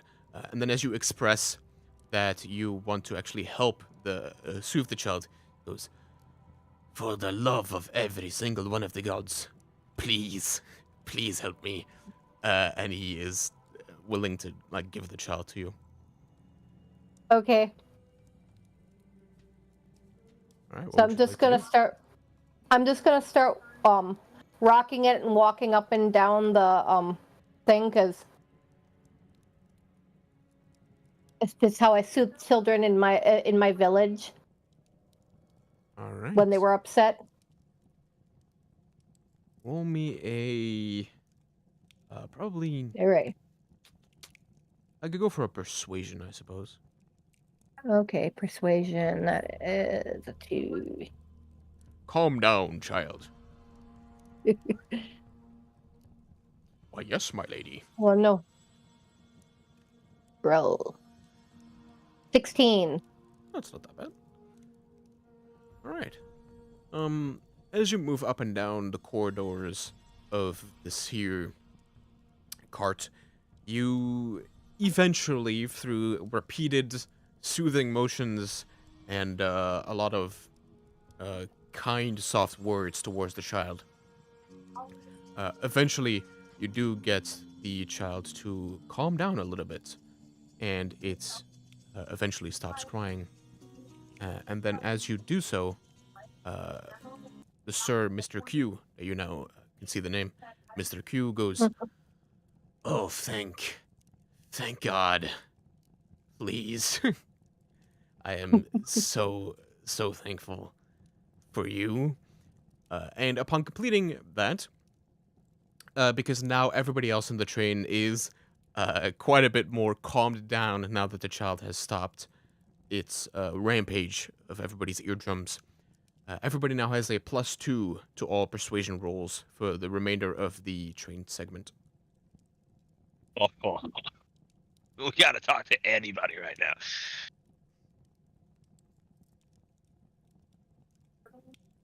You're quite welcome. Thank you. And then he practically immediately just falls asleep while cradling the child in his arms.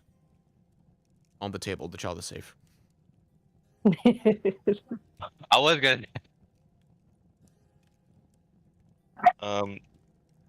Well then, I would like to go see what this student is researching. All right. As you move up to Laria, she is writing down all kinds of. You would recognize this as the scrawlings of a wizard in training. Sort of trying to not necessarily write down spells themselves, but sort of the language that would make up a spell. So instead of writing down a recipe, it's more like she's writing down ingredient lists, and basically like writing down for every country what is their like combo of 3 that makes up their entire cuisine, that sort of a thing. Like a precursor to spell learning that she's jotting down. Excuse me, are you a member of the academy in Dromas? Oh, well, I hope to be. I've recently gotten an invitation to try and show off some of my skill, and hopefully they will accept me. Though maybe not. I'm from a smaller town, but they've shown great interest in me already. So hopefully once I get there and I can show off some of my skill, perhaps they will let me in. Interesting. Yes, I am a graduate myself, actually. Alumni. Really? How did you get in? You know what? That's a good question. Did I get in through connection, or did I think I got in through connection. Like, oh, I definitely threw a crazy spell, and they never seen it before, and they accepted me right away. Really? Which one? Like fireballs? Yes, lots of fire. I threw fireballs. I can persuade people quite well, sometimes non-magically, sometimes magically. Oh, well, I hope it doesn't come down to that. I hope to just kind of show that I can do cool stuff. Hopefully that'll Tell me be enough. what do you got? Show me what you got. Well, towards somebody that can throw fireballs around, it might not be too cool. But, hold on. I'll deal with it. She reaches behind your ear, and then as she pulls back, she's holding a coin, goes, "Look at that." Well, please tell me that was at least prestidigitation or something. Well, Or is that just some parlor trick? but it is technically still a parlor trick, but it was magical. Okay. So, is that the extent? She lets go of the coin, and it's just like floating there in the air. Still. Okay. How like rigorous do I know the entry to be? Like, do I think they have a good chance? They're fucked. There's no way. Listen. Well, we seem to be. I seem to be in this weird precarious situation. As trust me, you are too. I'm a little low on funding. If you wanted to pay me some gold, I'd be happy to help you study and show you a few things that would surely get you into the academy. Really? Of course. I don't have much. I have just come from a small town. Would you take Well. 5 whole gold? Yeah, I'd do that. Really? And then she reaches sure. back and immediately produces 5 gold on the table. Sick. Yeah, I'll help them study. Shit. This. Show off how smart I am, man, and get paid for it. Let's go. I don't even need the money. He's doing it for the glory, for the cockiness. Basically, with as you saw, her level was, or her level is, as you look at all of her jottings down, you notice that this one is not even at the level where they're learning new spells and that's what they're dealing with. They're kind of just like building the basic concepts of magic into this one. The Oh, boy. precursor to magic. All right, just buckle down. What? This might also be interesting. Roll me like an intel. Just straight Oh, or an arcana. That would work. Arcana. Is this influenced by the +2 It from is. earlier? Okay. Yeah. Arcana. I was a little worried that was like the one I wasn't proficient in, but I sure am. This, then plus. Okay. 17. Hell of an additive there. Yeah, the +2. Pretty nice. All right. So, you spend some decent time teaching Ilaria more of the practical side of magic rather than just pure book smarts, in an effort to try and instill how you use the actual knowledge rather than just knowing it. And this one is when it comes to that, a slow learner. But if you ask or allude to any spell that you could possibly think of, she immediately knows which one you're talking about, what it does, but is incapable of actually casting the thing. So, with that, you have potentially opened up a favor that to be called upon within the actual city, as you have helped along Ilaria a little bit by showing her that sometimes you just have to go with the motion of the ocean, rather than just actually getting everything down to the letter perfect. Sick. Well, I will be sitting around the grounds at the school. I do not know how long I'll be there, but I will be looking for you. Well, please do. Hopefully by that time, I will have been accepted. Best of luck. Thank you. All right. Anything else you all would like to do?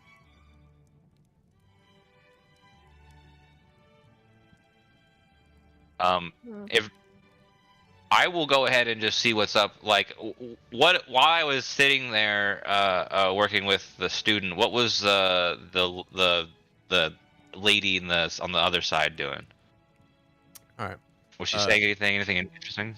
Mrs. Rolamic was sitting at her table, and she was sort of nervously looking about at this side of the cabin, just continuously checking it, pretty much, as if waiting for somebody, really. Besides that, just kind of sitting there, damn near dead still. That's pretty much it. Walk over and excuse me, madam. I've been over there for some time, and you seem to be distracted. Are you okay? Oh, hello. I'm sorry. I'm just waiting. Waiting for whom? Oh, sorry. I'm waiting for my fiance to return. He's Is he on been the train? quite some time. Well, yes, he is on the train. We were staying Tell in me what- bedroom number 5, but he hasn't come back yet. What was his name? Oh, for this, he's just going with Mr. Ralamek. Do you know? Do you want me to look for him? Are you worried or? I'm very worried. I would go for look for him, but I'm honestly too scared to go out of this cabin. Could you please bring him back? Sure, I will go and look for your significant other. Thank you. What was the name again? Mr. Ralamek. Okay. Well, I don't remember seeing anyone like that.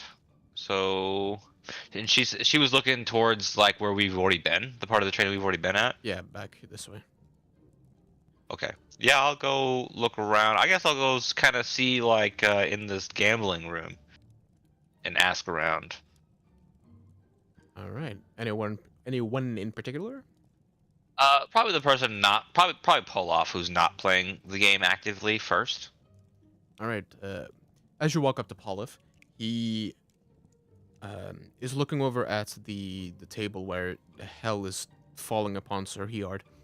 And he, as you approach him and just begin opening your mouth, just goes, "I don't want to be disturbed." And then just returns to his Okay. cup.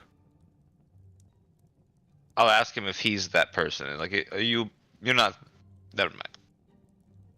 Hmm. I guess I'll try and ask these two at the table then. Like, you people seen this person? Miss Ryun goes, "Ah, new flesh, huh? You ever been on this here train?" Not this one in particular. No, it's quite new. Well, New if to you're me. going to be here, it would be a pleasure to have some fun, yes? A bit rich for my blood right now. I am currently away from my own funding, so limited.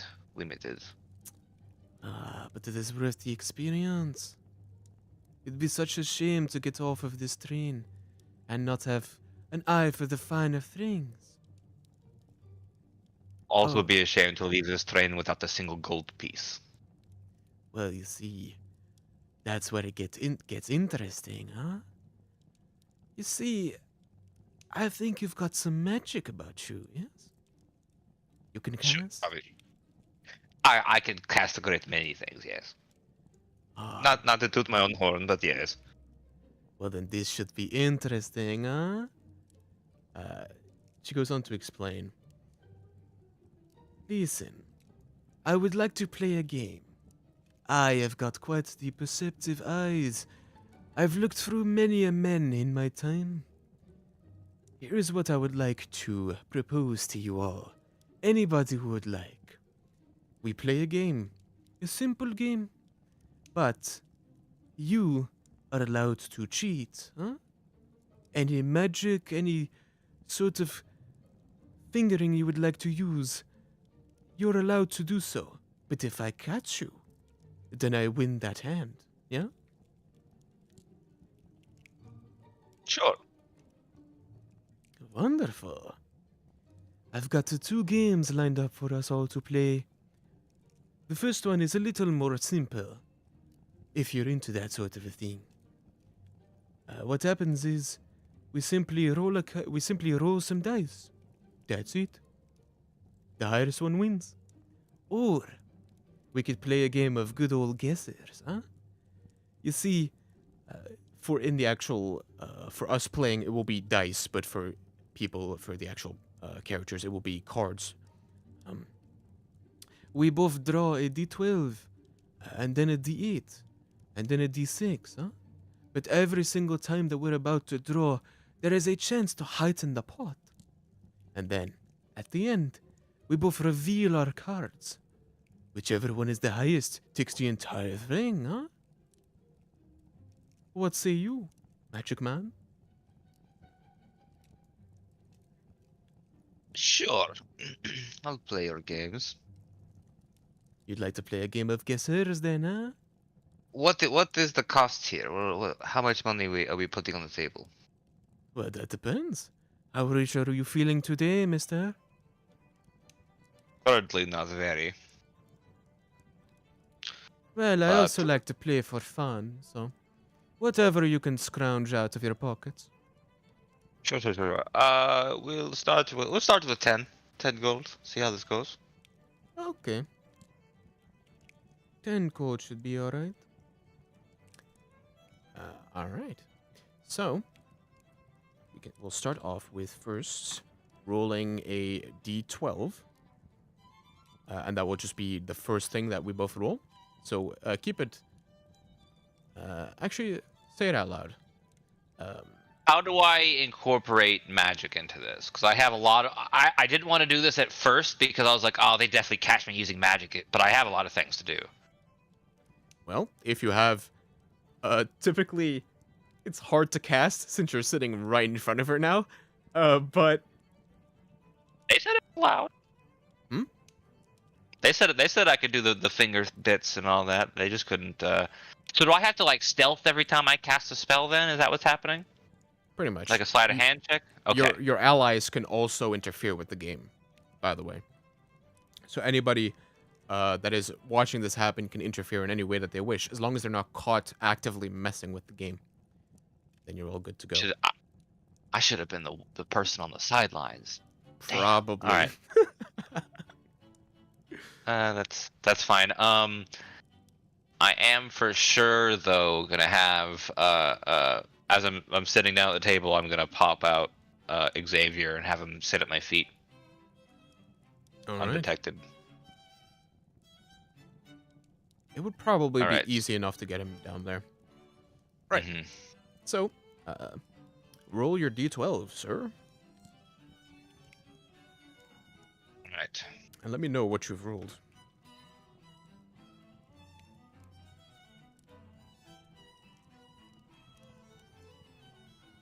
Ooh, here's a 1. Yeah. Ooh. She draws her card and she goes, "Ah, interesting.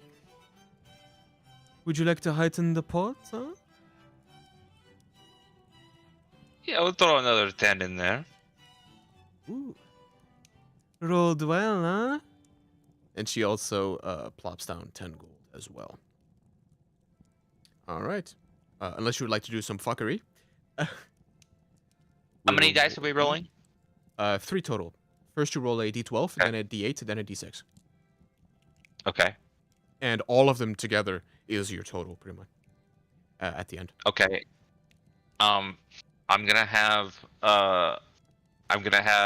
Xavier scurry underneath the table, undetected, and try to get on some kind of elevation behind them, and I want to see their cards.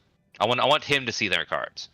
All right. Roll me for him a stealth, please. What is his stealth? Okay, that's pretty high. That's surprising.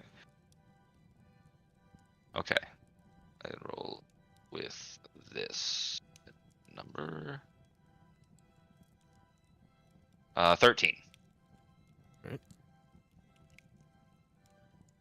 Not as good as I'd hoped, but it's Right. fine. The bonus is good.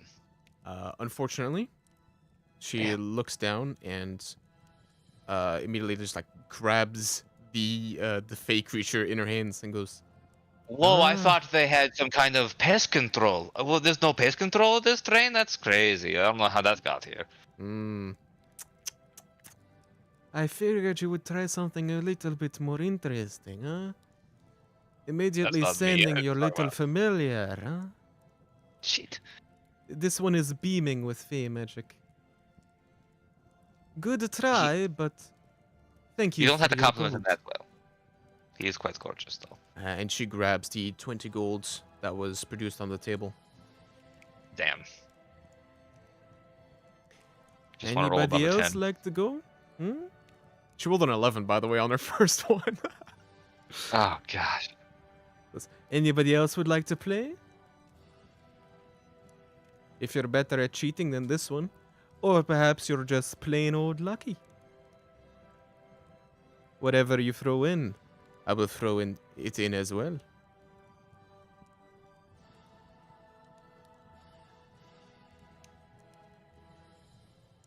All right. Mm-mm. No gambling spirit. All right. I will try again. Ah, good one, this. I like you. Now, for this one, how much gold would you like to throw in, huh? 20. You said 20?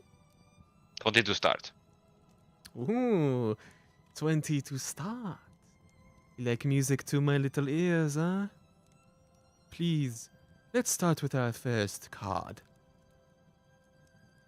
She also puts on 20, by the way. Can I roll secretly? Oh, here we go. I found it. Okay.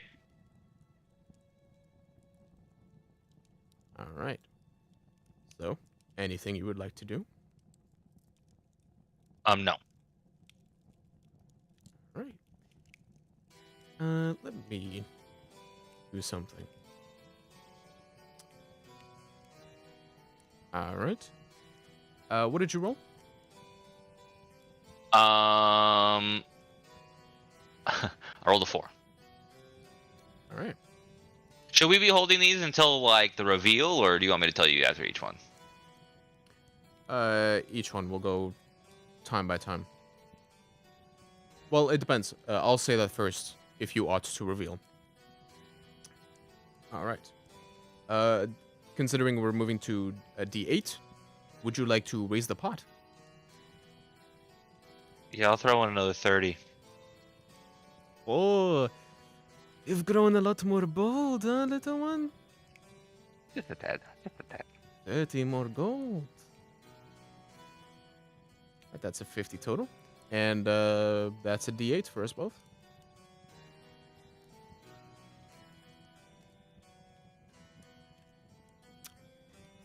Right. Jesus Christ. I just knocked my mouse. All right. So a thing's gonna happen. Are they doing anything? I don't know. Are they? Sus? Mm. Can I see this? Can I like try to perceive them? Whether they're doing something like an insight check or something to see if they're doing trickery right now? All right. An insight, a perception, and an investigation will yield different results if you roll high. Which one would you like to do? Good question. What is my perception? I'm gonna do investigation. For the record, the party outside of this is still fully autonomous. You said investigation? Yes. All right, roll it. That is that affected by the +2 to int that we Yes. got? Sick. All right. It is intelligence love and all increase. of its subsidiaries. Both int and in charisma. This is like my. Oh. Yeah, you're, What are they you're a doing? monster at this point. What are they doing? Oh, it's hidden, but I rolled a natural Oh. 20. Ooh, on an investigation. Yeah, it was a 27 total. How do I explain that? Okay. She herself is not doing anything, but something is happening. However, she's not the one doing it. Can I scan the room for someone else who's doing it?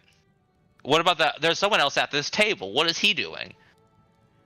Sir Heard is currently just counting the few dollars left in his pocket, struggling, but he is like basically just in a state of depression after losing pretty much, well, not everything, but a lot. Or the drunk that was nasty to me. Is he doing something? Is that why he can't talk to people? He's busy concentrating on a spell? How would you like to investigate this? I don't know, just kind of I mean, investigate. Yeah, I would just like to see if he's like, because you said something's going on. How do I don't know how to go from there. All right, you could roll me a perception if you'd like. Sure.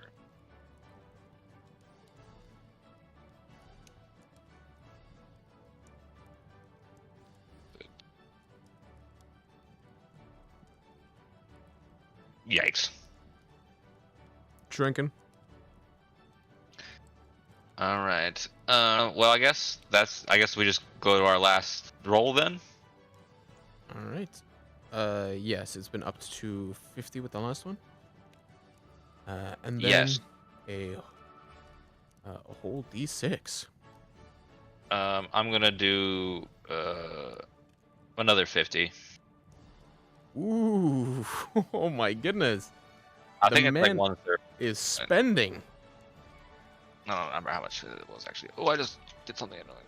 Okay, so another 30 or 50. I mean. All right, so that's 100 total. That's now on the pot. Goes, it seems this one has found his pockets, huh? I do wonder. I wonder if this is a bluff or if you've just plain old lost your mind. Unless, of course, Well, you simply rolled better than me, huh?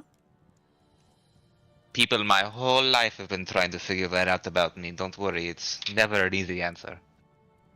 Well, let us reveal one at a time, huh? Biggest one first. What was the last dice we had to roll? I didn't roll a third D6. one. D6. Man, you upped it before you even rolled it, the damn 6? Balls of Yeah. steel on this guy. And then I am gonna try and do fuckery. Alright, what kind of fuckery? I want to do prestidigitation before I reveal my last one. Okay. So But I want to be like rambling about something and kind of sneak in my my verbal components as Yeah. I speak. is it verbal or also somatic? I think it's both. That might be tough. Well, I was gonna like either do something like underneath the table or like just do hand motions while I talk and have that just inconsequentially be it or something like that. But yeah, it's, Yeah, but it would yes, would higher the DC pretty much. yeah. Okay, yeah.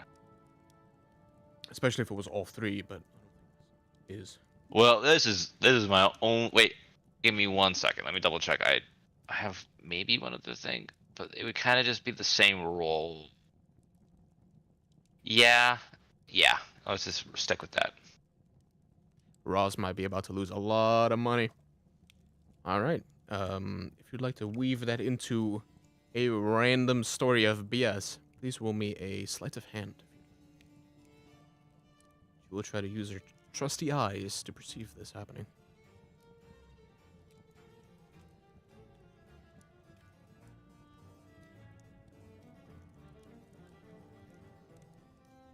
Oh gosh, these rolls are just so dramatically bad. All right. By the grace of God, she did not see you No way. casting prestidigitation. No way, dude! I rolled a 5. That's crazy. Yeah, she did too, but she got a natural 1 for 5. Uh. You lucky Let's son go. of a bitch. Oh my god. Okay, so with prestidigitation, you could choose one of your die to be, or one of your cards to be a different one. Yes, sorry, not my last one. My first one, I'm making it That's the what I max assumed. roll. A 12, yeah. Yeah. I had my head flipped on that. But yeah, the 12 die. I want to do a max roll. Okay, so with Wait, actually, am I limited to just one item, or can I just do my entire hand? I mean, obviously, I want to make it convincing, but let's look up. how much? Considering it's a cantrip, probably. Because it is kind of just a concoction of random BS. Create a non-magical trinket or illusion for your hand. Okay. You can make a color, small mark, or a symbol up here. Which you could technically do. or an illusionary image. So I guess what I'm kind of gonna do is like stick one card under my sleeve and then just have a convincing illusion. I guess I will. I will just do one. Your biggest Yeah. one to a 12, I assume? Yes. Okay, so... Still risk here. I honestly forget if I... Oh wait, I can just check. Okay. Originally you rolled like what, an 8 or something? On that d12? It was a 4. Oh, 4. Alright. You now change your d8, or your d12 to a 12. And she goes... It's time to reveal, huh? You ready? Of course. And then on go, you'll both flip. A 3, a 2, a 1, and a go. And she reveals 8. And you reveal 12, I assume? Yes. Alright. You notice a bit of like... Oh. On her face. And then she will take a rather close look at this card.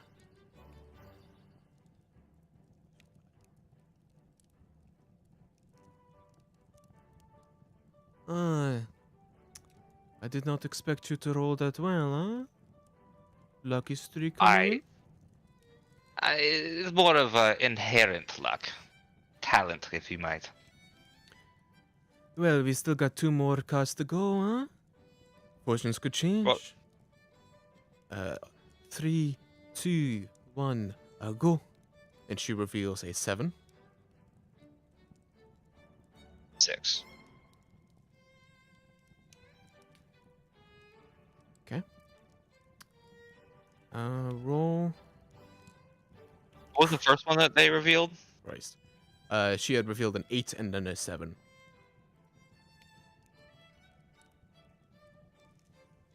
Then... I want you to roll me a perception check, please. Dick.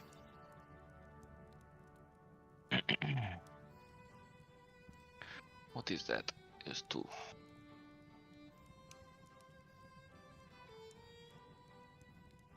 Man.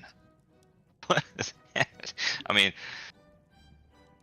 man, that's crazy. I mean, it should be fine. It should be fine. I've done my math here.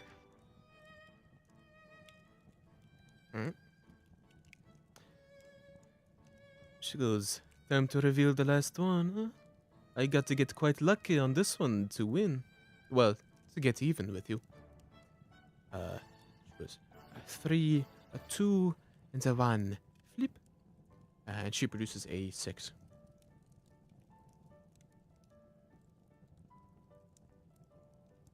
Oh wait, I missed God. that with your one. Said a 7 on the... Oh no, wait, that was what you originally had. I had 12, 6, and 3. Yeah, we evened out. I knew you had a max to get even, just to get even, but damn, Yeah. I know that they're lying. I know that they're lying. Dang. I'm assuming nobody else thought they were lying either. Well, unfortunately, well, yeah, I guess I didn't call it out. If one other person would like to roll an investigation, or a perception, I mean, they can.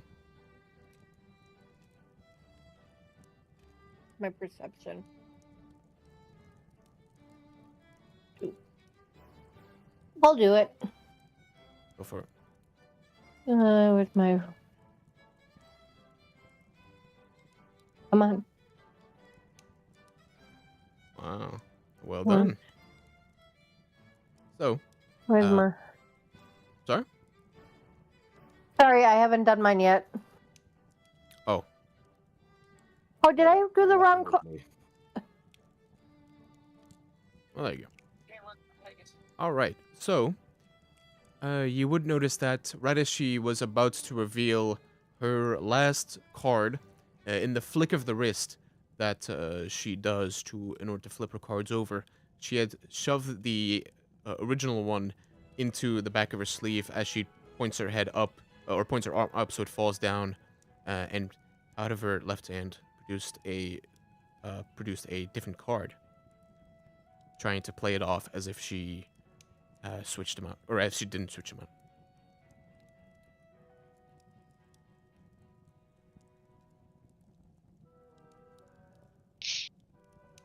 Was it that noticed that?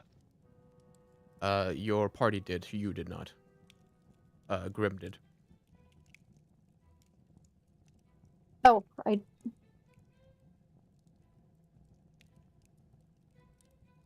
that last card it was the last card, right? Yes. You switched them. Ah, now that I do that, huh? You had it fall out of your sleeve as you were flipping them. Ah. Oh my! It seems that Well. turntables have. Even I can lose my touch sometimes, huh? I've been playing for a long day today. Well, a deal is a deal, huh? You caught me in my act.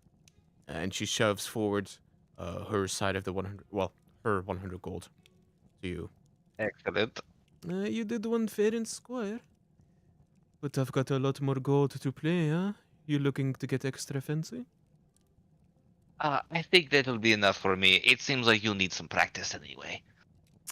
Do not be like that. But okay. You can come back later to get some more gold, huh? To have a bit more fun. I will call it there. I'm gonna give 50 of that to Alara. Alright, there you go. Thank you. Thank you. Right. I forget what y'all were doing before you got caught up. We were searching for somebody that Oh, was yeah. might be in his own thing. Right. As you move into the bedrooms again, as you move past just the entrance of the room, out of room number 1 comes pouring Mr. Ralamik, and as you see him, he sort of swings the door open, and when you see this one, he looks like his hair is all tossed, and his clothes are roughly thrown on, and they're all jagged and rough as he comes out of the room. Friend, easy there. Oh, hello there. I did not mean to just barge out in front of you. Please, I must return to my missus. Yes, she is looking for you. Right, I bet you would. If you don't mind, I'll go right on back. Sure, yeah. Just tell her that we found you. Of course. Thank you. Bye-bye. Farewell. And he just walks off.